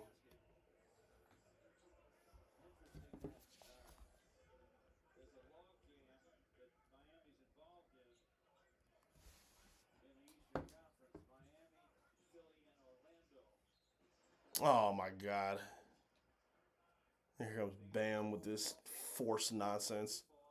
Motor City Leos, what up, though? This game is horrible. Yes, that is the that is the common sentiment here today, bruh. It is not good. The Pistons look like a completely different basketball team at the worst possible time.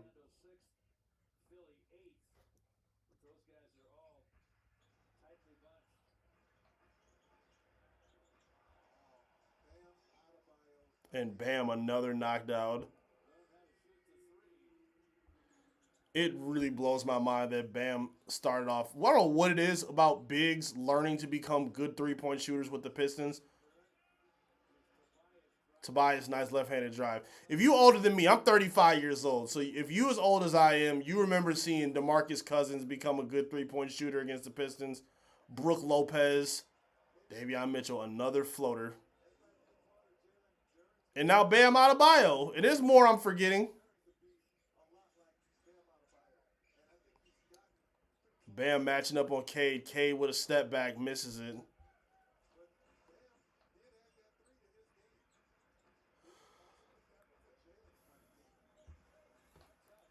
Oh no, Larson for three. Oh my goodness.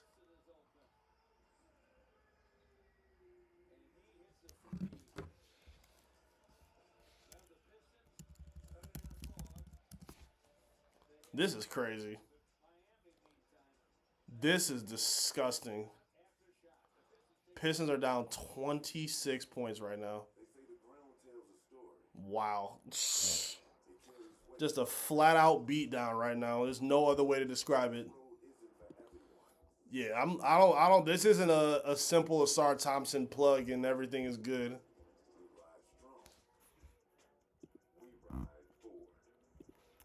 Returning AC plan lessees can lease an F-150 hybrid for $399 a month for 36 months. See a Southeast Michigan Ford dealer today. Our communities share one heartbeat. It lives in the places we gather and the spaces that give us purpose. I'm speechless right now. I don't really even know what to say. This is absolutely crazy. Gonna be rough however many weeks AT's out. Yeah. And I don't know, when I looked at it, I didn't think that his foot twisted that bad. I thought when he walked off on his own that was encouraging.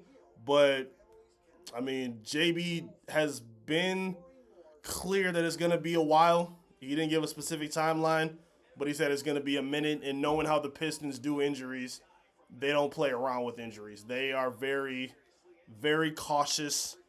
They're overcautious, and they're not very transparent with a lot of their timelines. Like normally, if back in the day, or not even back in the day, but sometimes if a guy is questionable on injury report, it means they're likely to still play. If it's the Pistons and they're questionable, you can basically rule that person out. Like I don't know why that's become like a common thing with the Pistons, but if a guy is questionable, he's likely to not play. Role players look like they won some raffle at the arena to play. It just seems like they just going through the motions. I cannot believe this right now. The real work-life balance. After a day's work, you head out to be with your friends or family. Find your fit. Visit uwmcareers.com today. I don't know. I don't know where they're going to get Trey Murphy, please. We could only wish and hope, right? Just a simple snap and Trey Murphy will pop up and save the day.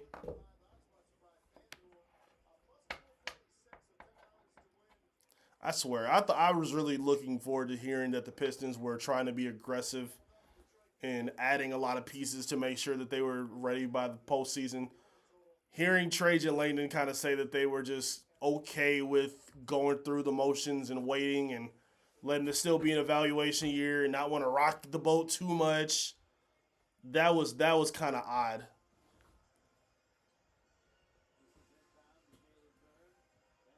Here come the Pistons. Sasser to Cade. Cade to Tobias. Like, they still got Tobias playing 30 minutes a night, man.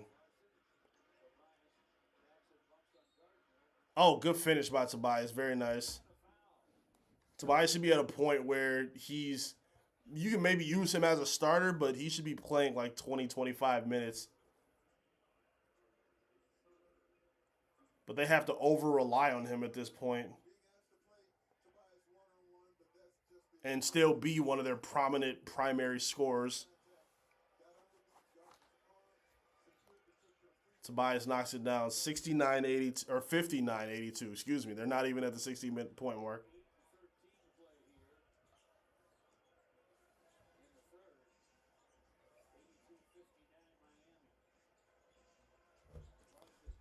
Larson squares up. Nope.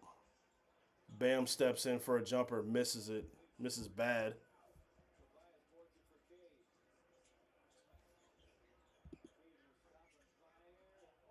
Another miss. Man.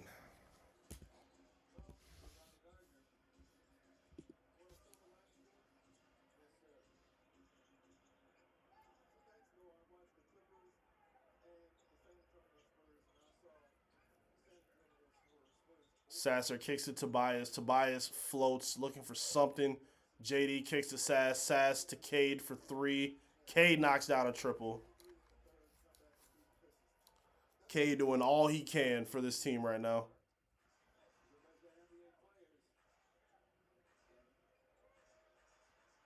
I feel like this team is 2.5 away from a players-only meeting.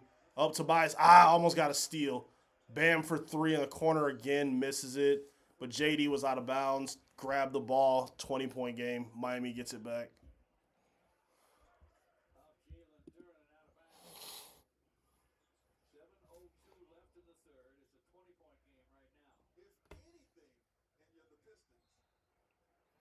Heisenberg, what up, though? I don't know what's going on with our guys right now, Eric, but they just look different lately. Yeah, different's a word to use. Now Tyler Hero going to get fouled and get some free throws. Yeah, they just don't look engaged at all. It feels like they're just getting overmatched on both sides of the ball. They're out of position on defense. Offensively, they're just not generating good quality looks. No matter what the defense is, you see these teams still playing zone, doubling Cade, getting the ball out of his hand fast. And they're pinching him to a point where they're forcing him into late shots into the clock, too. Doubling Tobias. And again, I can't undersell. Norman Powell is not even playing today.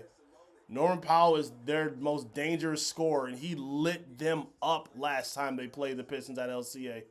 He's not even here, and they're beating them worse than they had last time.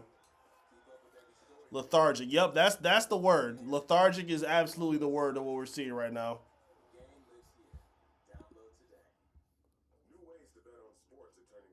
Yeah, if I'm Cade, I'm crashing out when we get to the locker room. Cade has got 21 points. He's 8 of 15 from the field, 5 of 6 from 3. Cade never shoots as good from three-point range, ever. And he ain't even shot a free throw yet. Wow. 8 assists for Cade, only 3 turnovers, 1 rebound. Wow, this is bad. Normally the Pistons get some good production out of their bench too. They have 9 points from their bench, 2 from Herter, 4 from Javante Green, 1 from Ron Holland, and 2 from Beef Stew.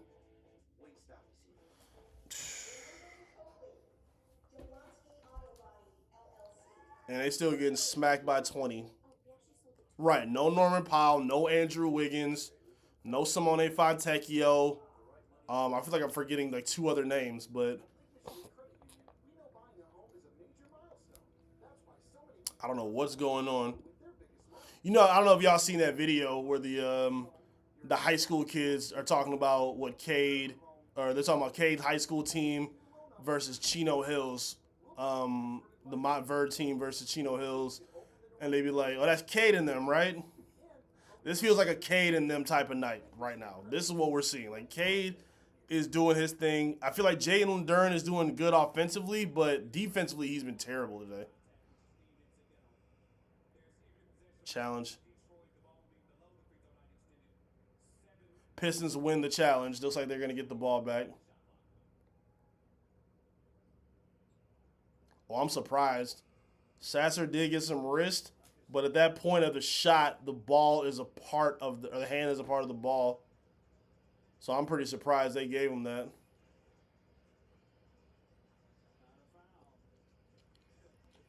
Oh, so they don't get the ball, my bad, but it's not a foul on the Pistons. Sasser, no foul. Good. JD got player of the week, and he's been looking lazy ever since. I don't know, man. Oh, they are getting the ball back. Excuse me. But yeah, I'm surprised. I don't know what's been going on with him. I thought he was playing okay, kind of not on his own, but I don't think he was just lenient on Asar Thompson or Stu being on the floor with him. But as he's looking right now, it kind of looks like he needs some of that extra support. Cade, lob, gets it to JD, finishes with the left hand. Pistons within 18. 82-64. Pistons got to chip away slow. Oh, good rip by Cade. They're playing tight defensively now. Duncan Robinson. Back out to Hero. Hero match. Oh, my God. Oh, we got an offensive foul. Push off by Hero. Thank God, because that looked like that was a highlight. That looked like he just cooked him, but no, he pushed off and they called it. That's good news.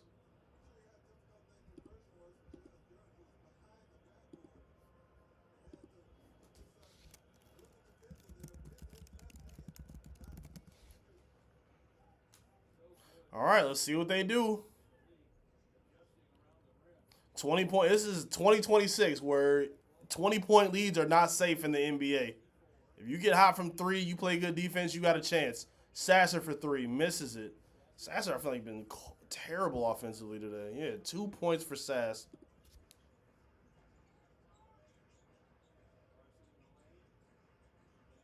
Bam been camping out in that corner all game. Tyler Hero for three, knocks it down. See, and there they go. Back up by 21.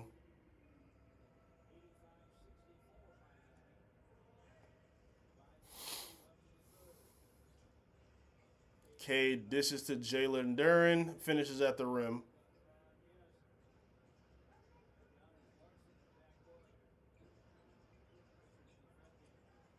Oh, good steal.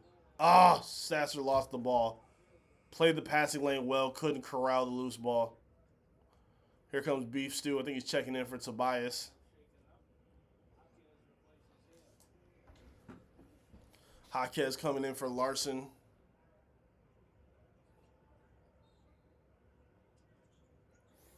So we got Stu, Duren, Sasser, Duncan Robinson, and Cade Cunningham.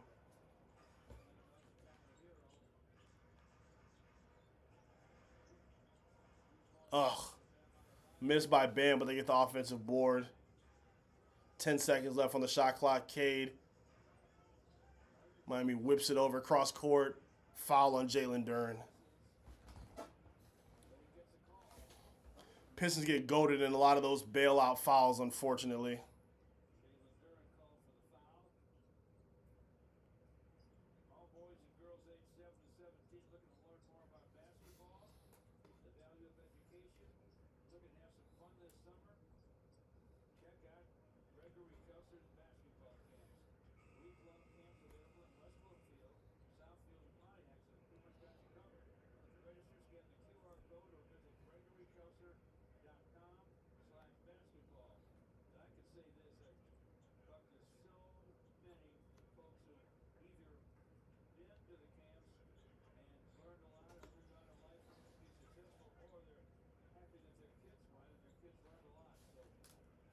All right, 21-point game. Let's see what they do with it.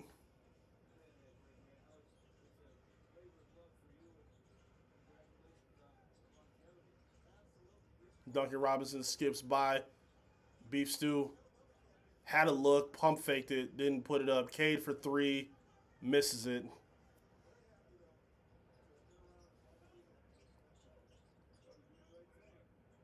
Ware for three? Oh, I was about to say, if Ware goes up for three, we're all leaving. If Ware knocked that down, I was going to shut this broadcast down, but they get a three anyway, and it's from Tyler Hero. Damn it. Duncan Robinson triple, misses. Patrick, what up, though? I think the Spurs broke them, brought them out of their cloud. That's debatable. Oh, my God, another triple for Tyler Hero. Golly. And he talking greasy, too. Sid from Toy Story getting off on this defense. This is terrible right now. Yeah, Patrick, you got a case. And honestly, Patrick, you said the Spurs broke them. You could say it was the first game, not the most recent one where they lost. Because the first one was bad, too. The first one was really bad.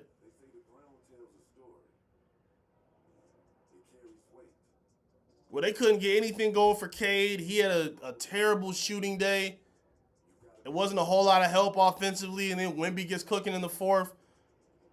Vassell and Castle just couldn't miss. They didn't even need De'Aaron Fox for real. So you could argue it was the first Spurs game that broke them, and then the second one broke you can say the first one maybe exposed them. The second one maybe broke their will. This team gives me PTSD. I don't blame you, Detroit Sports Talk. This is terrifying what we're seeing right now. Man, this is an Eastern Conference team doing this too. The last thing you want is to be giving them the confidence that they can do this to you later. Because if I'm like the Cavaliers, where they put out that report of, hey, they beat us today, but they can't beat us in the playoffs, and then they beat us the next time around. Now you give them credence to be able to talk the trash that they just talked. Because they backed it up the next time around. They still weren't healthy all the way. We ain't played Donovan Mitchell the past 2 times against Cleveland. Man, this is shocking. This is absolutely shocking. It's not even the fourth quarter yet. They beat New York and called it a wrap for the season. Exactly. They treated that game at Madison Square. You know what? I'm not going to say it out loud. I'm not going to say that out loud because there could be a Knicks fan lurking. I'm not trying to get clipped up. But that's the last good game they've played. That Knicks game at Madison Square Garden is the last good game that they played. They have looked completely dysfunctional since. Jalen Duren gets it from Cade. Up over Ware, finishes off the glass. I knew the Spurs were going to be a nightmare matchup for us. We are a team that loves to live in the paint, and they have Wemby there sending everything back out. Exactly. And to go with that, they have good defenders to complement him. So even if he's out of position, you have other guys that can push you around the perimeter until he gets into position. Ron Holland misses a 3. Again, man, the hustle, the scrappiness, the grit, as Dan Campbell has coined for Detroit sports, it's cool. It's cool until you run into these talented teams. Grit can only do so much. Grit has to match talent too at some point. I'll say Orlando was their last good game. Yeah, that's fair. That's fair. I'm not mad at that. Did a great job on Banchero. Yeah, I'm not mad at that. That's a good take.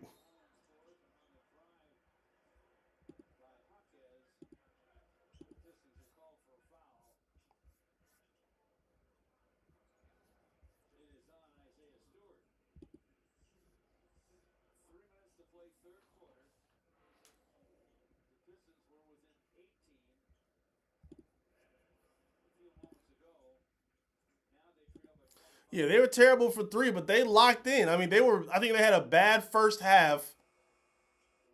Was it like a bad first half against Orlando, and then they turned it on in the second half?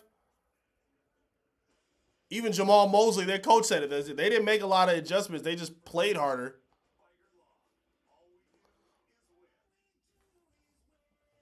So, yeah, I think maybe their most consistent game that they played is probably that Knicks game. And they were down a little bit just in the Knicks game, just like they were down for a minute against Orlando. But they weren't down as many as they were against the Knicks.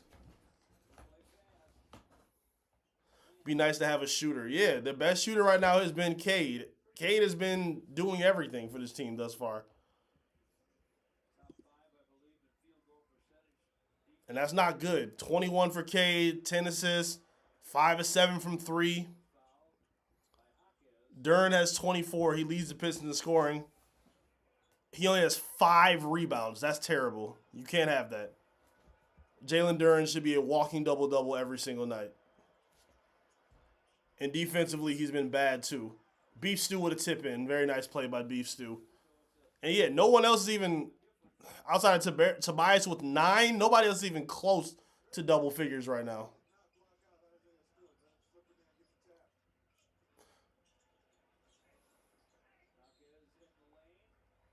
Yeah, I think I was worried about their offseason. Again, the Malik Beasley thing, I think, shocked the world and put a big wrench in a lot of their plans. But knowing that, there should have been some sort of urgency that went off in Trajan's head that said, okay, we're playing really good right now, but we need to make sure we're as strong as we possibly can be by the time March rolls along. And sitting on your hands and doing nothing at the trade deadline was shocking. And I'm going to call the Kevin Herter move nothing, because you basically did that just to clear the decks of Jaden Ivey to basically rid the possibility of re-signing him in restricted free agency. You weren't going to do that, and understandably so because of his injury. But you did nothing else to prepare this team. Kevin Ware with a block. Good Lord. Swats it. Tobias gets ripped off his hand. It went off his hand. That went off his hand. That went off his hand. Piston basketball, bro.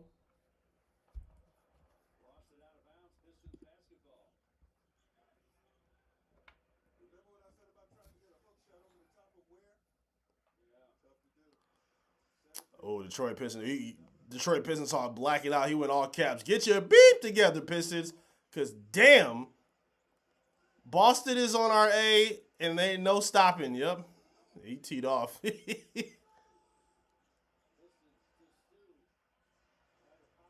Oh, my goodness. Stu missing left-handed layups. Stu's been a good finisher all season, and he's been kind of underwhelming since. Ware for three. Misses it.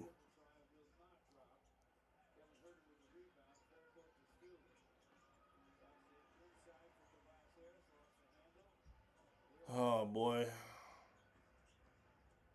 This does not look like the best team in the Eastern Conference. Oh, my goodness. Tyler Hero for three. Misses it. Out of bounds. Pistons will get the ball.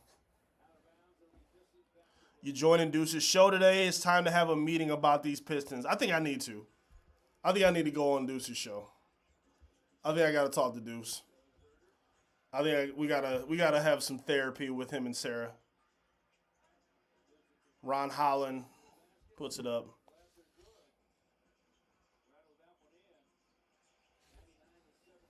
I'm disappointed. Do you think it's coaching? I think it can be. I think it can be viewed as some coaching. I don't think starting Sasser was the smartest move. Ware with a dunk. Gosh, this is really bad. Oh, this is so bad.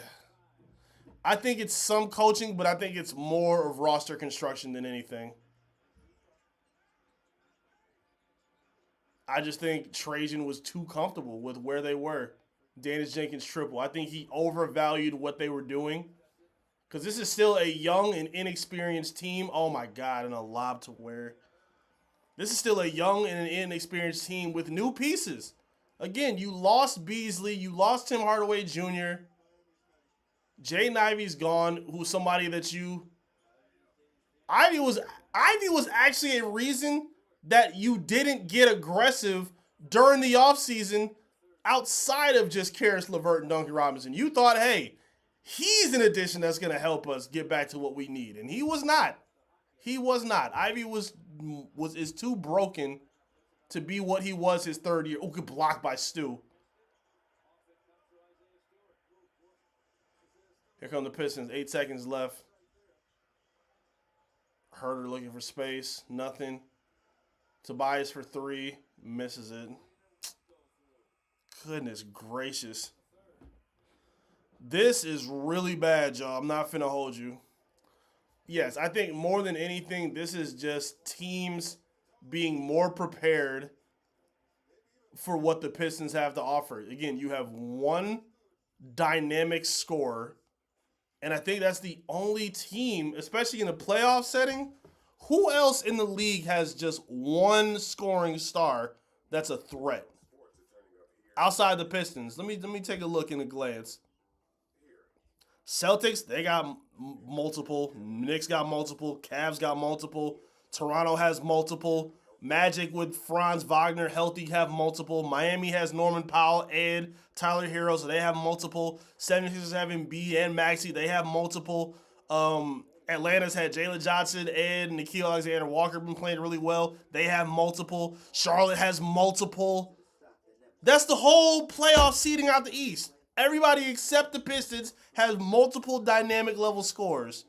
I like Jalen Duren. I still think he's a little raw as an offensive player. Let's go to the West, shall we? Oklahoma City, multiple scores over there. San Antonio, multiple scores over there. Houston, multiple scores over there. Minnesota, multiple scores over there. Lakers, multiple scores over there. Denver, multiple scores over there. Phoenix, multiple scores over there. Golden State with healthy, multiple scores over there. Clippers, multiple scores over there. What are we doing, man?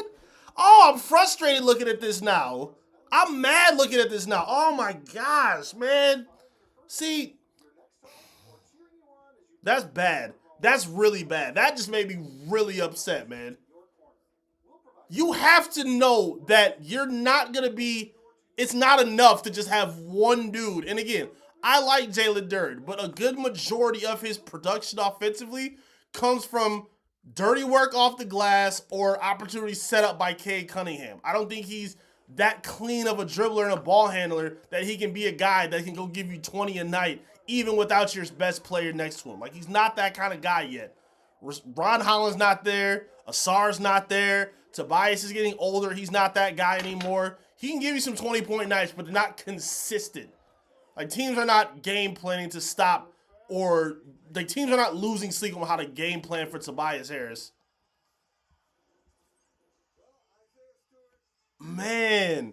And people keep telling me that, like, whenever I try to have these conversations about the lack of movement from these GMs, people keep telling me basketball and football is not the same thing.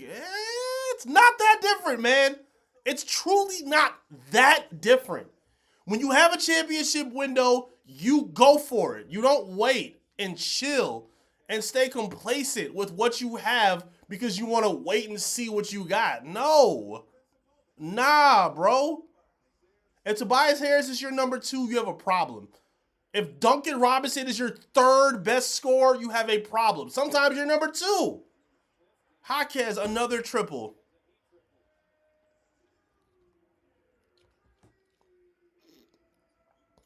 And you're already kind of crippled to some extent. Again, I like Asar Thompson, but he gives his best value on defense, and his defense turns into transition offense. But in half-court sets, he can be a little bit limited. He's not a good shooter yet.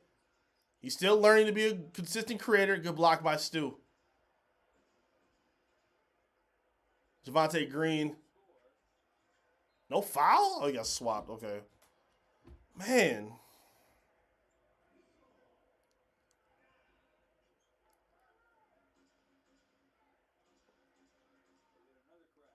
I really just got angry. I'm not finna hold you guys. I just got really angry going down them standings and seeing that every single team in the postseason right now has numerous dynamic scores with shooting and role player support around them. And the Pistons keep relying on grit and togetherness. That's not good enough, bro. I don't know how people feel about people like Mike Valeni on 97 Won the Ticket and a lot of other guys that downplay what the Pistons have done or undersell what the Pistons have done. But these are the moments where they look right, unfortunately. These are the kind of games where their criticism looks correct. Now, granted, I didn't like them saying nobody cares about the Pistons and what they do, because we do care. But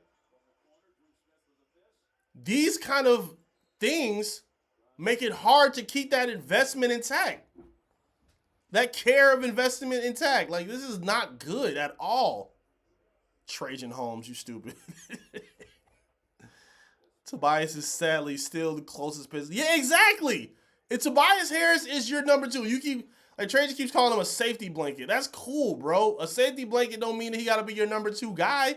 Robert Horry was a safety blanket for the Lakers because he was hitting big shots at certain points. He wasn't their number 2 most important player on the roster. It's the difference between having a safety blanket and having I don't know, man. I don't know. This is really discouraging to see.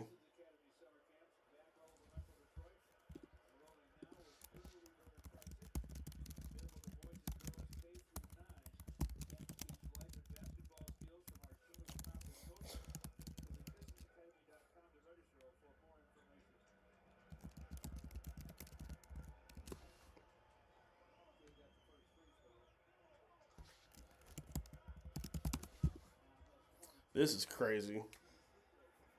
Yep, Jenkins has been awful. Yeah, Jenkins has been extremely disappointing lately. Orlando even got multiple scores. Yeah, Orlando got they got Paulo when he's not playing like an idiot. They have Franz who's been hurt a lot this year. Jalen Suggs who's been really good in terms of being a shooter. Anthony Black was really turning it on for a while. He was hooping for them, but he got hurt if I'm not mistaken too. Yeah, they got multiple guys. You can't rely on Duncan Robinson as a 30-minute a night guy in the most crucial part of the regular season. And again, I was skeptical about it before, but they were winning. So I let it rock. I'm like, all right, if it's working, it's working. I can only say so much while they're winning. But now, another triple from Miami. 109-82. Godly. Imagine if it was good enough to have Tobias and Duncan come out the bench. Exactly. That's what they should be doing. That's what they should be doing. I thought when Ivy came back, maybe he would have enough juice to be your starter again. That's gone. He himself even said, I'm not the same guy. This is crazy.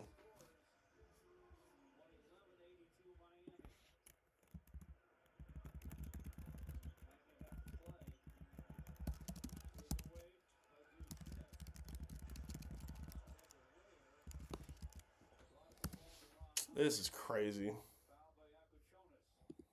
I just hit up Downtown Deuce. If y'all are going to be on YouTube later after this game, I will be on there where I can expand a little bit more about how I feel.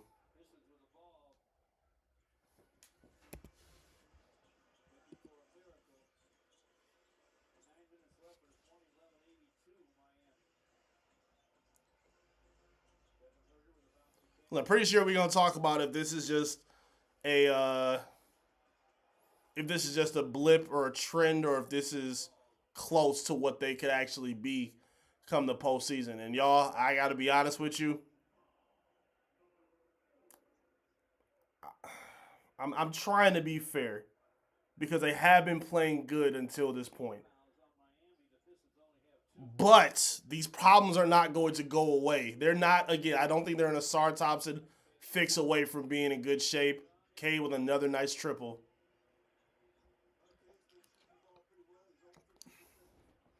Outside of Cade Cunningham's three-pointer, I don't see anything else encouraging about this team offensively right now.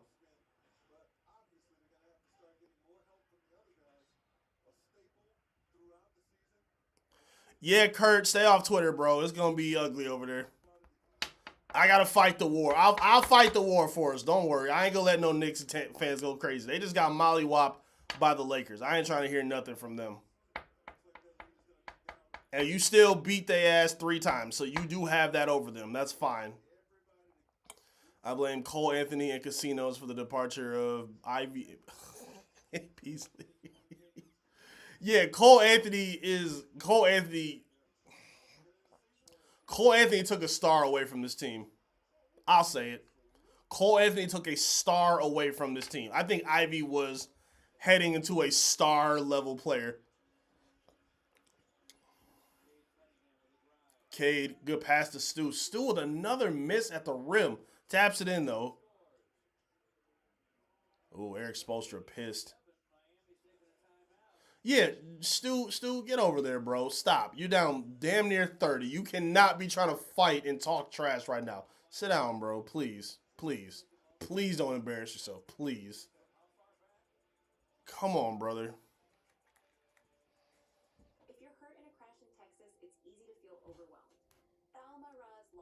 Okay, now let's take a look at some stuff in the future as well.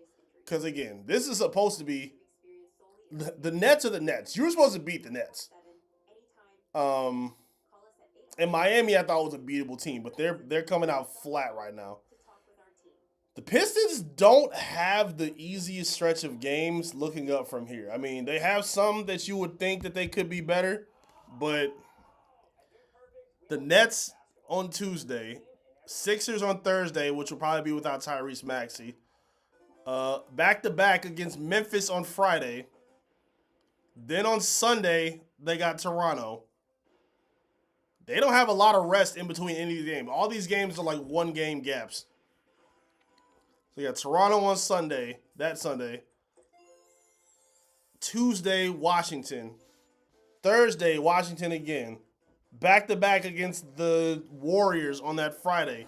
Monday, Lakers. Wednesday, Hawks. Thursday, back-to-back against the Pelicans. Saturday against the Timberwolves. OKC Monday after that. Back-to-back against Toronto. This is not an easy stretch of basketball that this team is about to be playing for the rest of the month. Again, based on this, the not just the competition alone, but the schedule itself is not pretty for them. This is not good, man. Joe Gavin, what's good, man? Joe, you late. That's why they losing so bad, Joe. I'm putting this on you. I'm just playing, Joe. Appreciate you being here, man. This sucks, man. Yeah, I think Cole Anthony took away that secondary score for the Pistons. I thought Ivy was on his way to being exactly what his team needed. He was doing a good job of being a creator, getting to the hoop. His three-point jump shooting was improving clearly in catch-and-shoot situations and setting up his own looks, taking pressure off of Cade Cunningham. Is it time to panic? I mean, I don't want to say panic, but you should be very concerned. You should be concerned because I think teams are finding ways to neutralize the Pistons' biggest strengths. Playing defense, dominating in the paint. They're taking away their biggest strengths right now.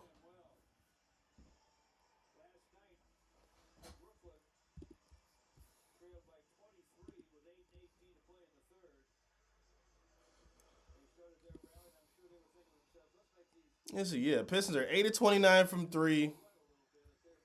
They're getting their points in the paint. They got 48, but Miami got 50. They also have scored 20 in transition. That was one of the Pistons' biggest identity tags, too, scoring in transition. That's not working. Pistons have 27 rebounds compared to 39 by Miami, which means you're missing everything and they're not. Jaquez kicks. Ware for 3 again, and he makes it. Oh, my God.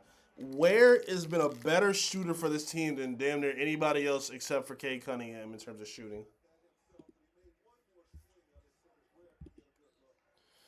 Oh, my goodness, man. This is really bad. And still, nobody else besides Cade and Jalen Duren is in double figures right now.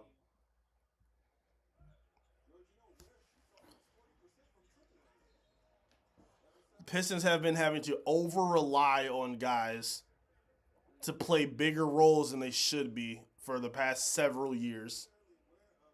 Even going back to like guys like Marcus Morris, who was playing as like your number 2, number 3 scorer next to Tobias and Andre Drummond and Reggie Jackson. And it's just not working. You need to stop relying on scrappy glue guys to do more than they should be doing. Grit is not the key to success in sports. It's not. I'm sorry. It helps you get it helps you get to a few places. And again, let's not undersell what the Pistons have been doing. It's still great that they're number 1 in the East. They play good basketball all season. But it matters that their deficiencies are being highlighted right now. Stu and Bam Adebayo are jockeying around. They're pushing each other.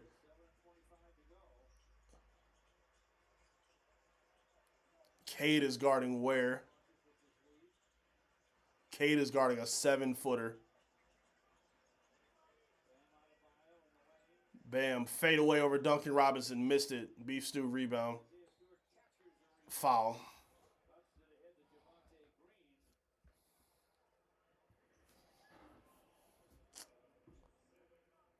Your sister's at the game, Joe? Hey, she's bold. She deserves a refund. Tell her to call the manager. If you're here on my YouTube page, even though this has not been a thumbs up performance, please hit a thumbs up on the video. I'm trying to get my visibility of my channel, Top Title Detroit, up and out there a little bit more. And I would really appreciate it if you guys could help a brother out. I love you guys being here. I appreciate your support so much. It means the absolute world to me. So please, please, please, if we could do anything good today, help run the numbers up on my YouTube channel. Because we ain't running up no numbers here for the Pistons on scoreboard right now. Yep, as he's still missing free throws. Beef Stew missed another one. I really do appreciate the support more than y'all know, for real. Ugh, and another bucket for Ware. Ware's killing him.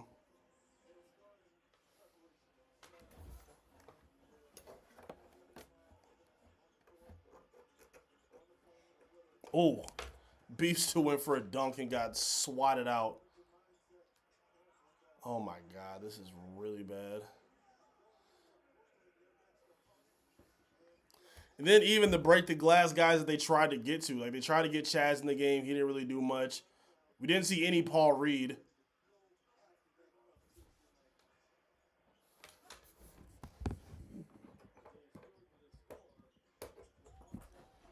We didn't see any Paul Reed minutes. But again, I don't think this is a simple Paul Reed fix. I don't think this is an Asar Thompson fix away. I think the Pistons are truly running into matchups where teams are just prepared to be better than them. That's what this looks like.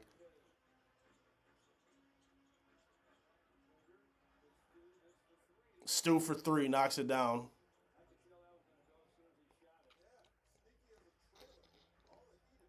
Pistons back down 22 points. 5.5 minutes left in the game.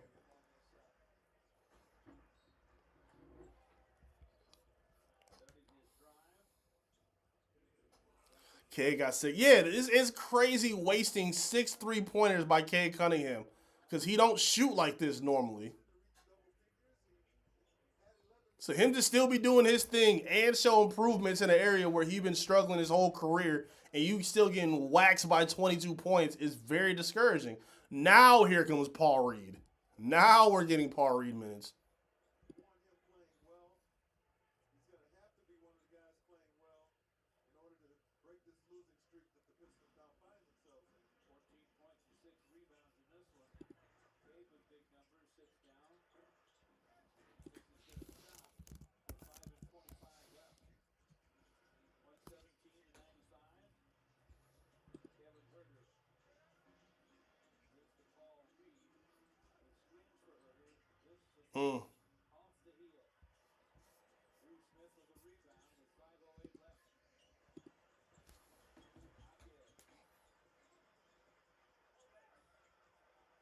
Bam scoots by, gets a layup.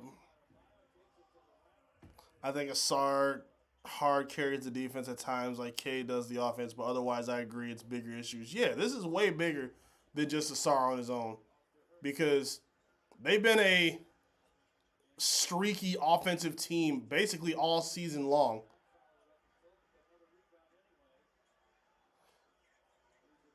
It's easy to play in trans. And again, the Pistons' biggest not attributes, but the best ways they succeeded offensively was playing in transition and getting to the paint. It's easier to do that earlier in the season than it is late in the season. Doing this now and struggling to find consistency in terms of paint production and scoring this late in the game, or this late in the season, I should say, is troublesome. It's worrisome, 100%.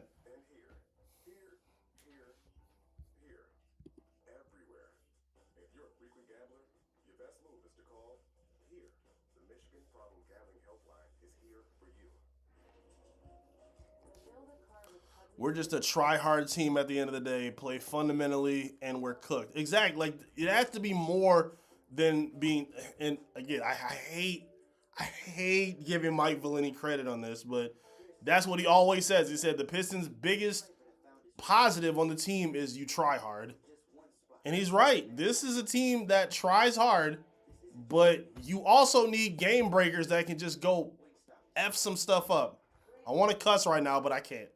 YouTube censorship been on my ass, so I'm gonna relax. You need some guys that can just go mess up a game plan because everything is not going to go according to plan. You have to be able to have a couple guys that can just go mess up your game plan, mess up the defense's game plan or your opponent's game plan.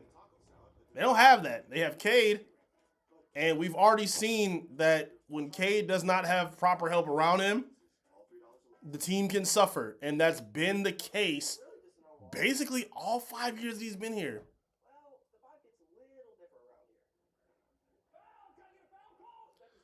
I can't act like this is no big deal. I can't.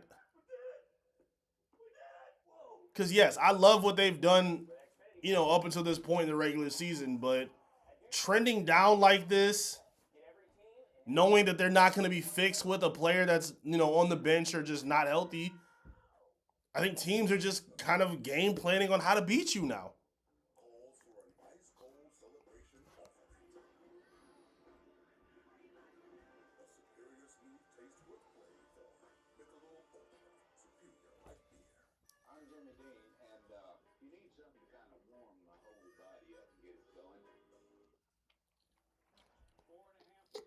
What in the world is this?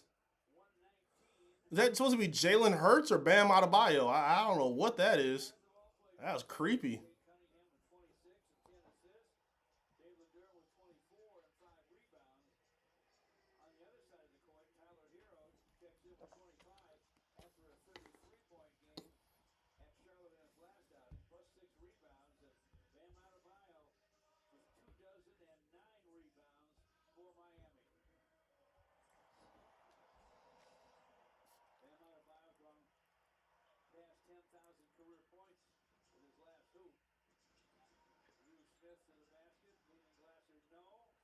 Got Herter, DJ, Duncan Robinson.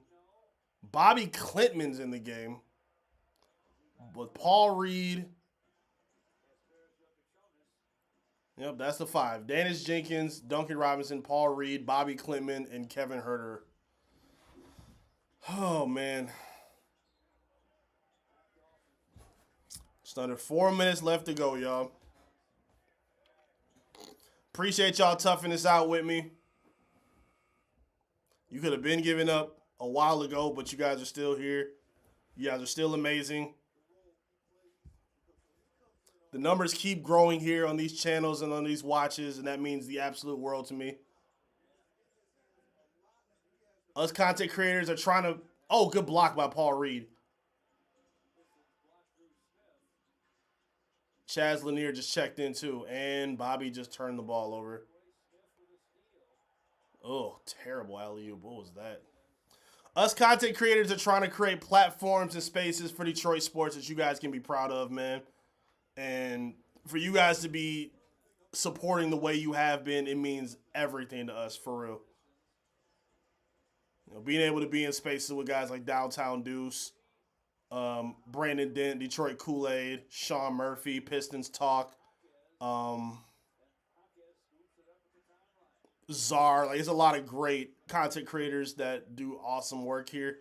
And you guys giving the support that you have through the good, through the bad, we appreciate it more than you know, man, for real. Y'all see me, even as a beat reporter. Beat reporters don't put their heart out on a sleeve like this. I do. Because I love this team, I love this fan base, I love this community more than anything in the world. And I want y'all to have a platform and media members and coverage that y'all can be proud of. Where y'all know that we being 100% authentic. That we're giving y'all the information and the coverage that is as true to the representation of this franchise as deserved. Because you're not going to get that on ESPN. They're going to give you quick cliff notes, and they'll keep it pushing to talk about the Knicks for 35 minutes. So appreciate y'all, man. Thank you so much for being here.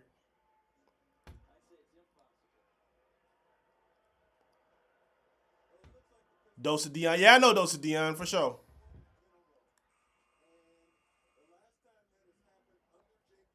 We're trying to do the best we can to give y'all the best representation possible, man.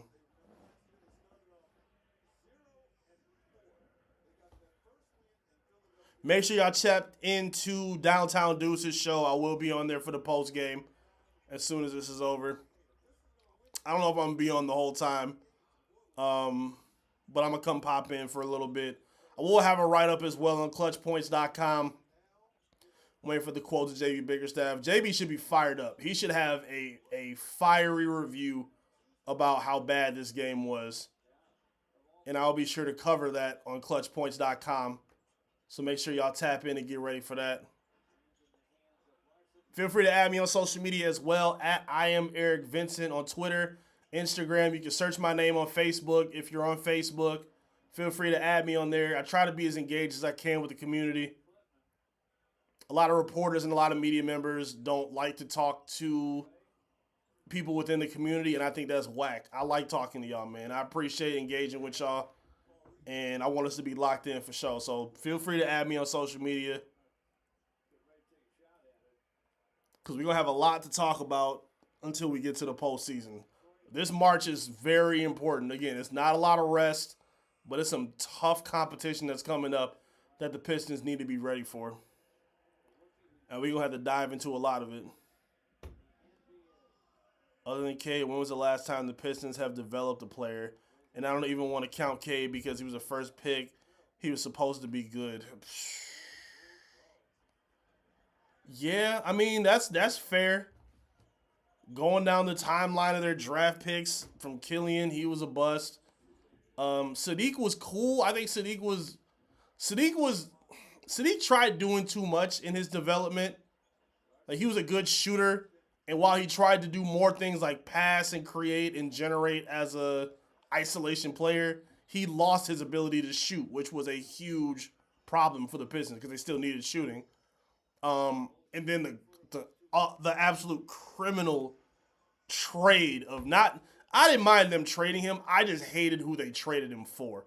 Trading him for James Wiseman when you already had Beef Stew on the roster. You already had Jalen Duren on the roster. You already had Marvin Bagley on the roster. And then you add another young body who needs minutes but can't do much besides posting up on the block. You bring him in to complicate this roster even more. So, yeah, I didn't like that Sadiq Bey trade at all. Pistons trying to fight. I'm not buying it. It's 119-105.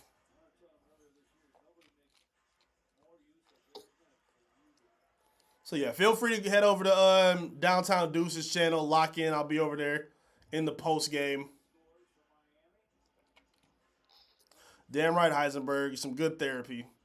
And I don't even know if it's good therapy because normally therapy is supposed to have you feeling better and optimistic about what's to come. I'm pretty nervous about what's to come for this basketball team. I'm not gonna lie. I never thought that they were gonna be as good as the number one seed in the Eastern Conference. I'm happy that they have been. I'm happy that they played so well against the rest of the league. But I was absolutely nervous about Duncan Robinson, Tobias Harris, and Jalen Duren being your prime secondary scorers next to Cade Cunningham in crucial moments like these in the season.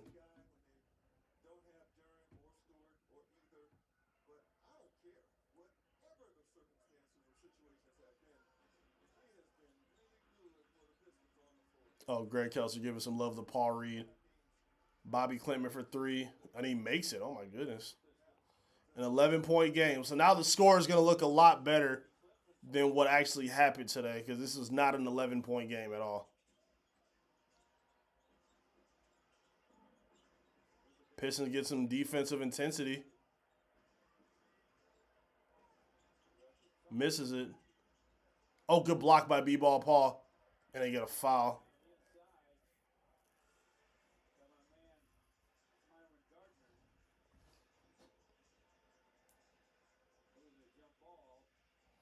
Going to be some serious venting going on. Yep, believe it. Count on it. Count on it. Because, again, I don't... Uh-oh. Chaz Lanier. All right. Inch.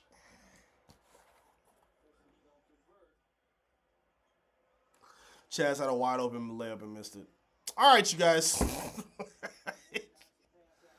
All right, let's put a bow on this. I love all live streams where we can engage. And we appreciate you being here, Joe. We couldn't do this without y'all, man. For real. Thank you guys for your time. Thank you for being here. Thank you for putting up with this nonsense of a performance by the Detroit Pistons where they just lost. It says 11 points. This was not an 11-point game at all. This was terrible. 121-110. Detroit Pistons fall to the Miami Heat. Crud 313 was good. Head over to Downtown Deuce's channel, buddy. I'm going to be over there for some therapy with y'all. Head over to Deuce's channel. I'll see y'all in a minute. Again, lock in with me on my social media at I am Eric Vincent. Thank you everybody who tapped in on liveonassist.com.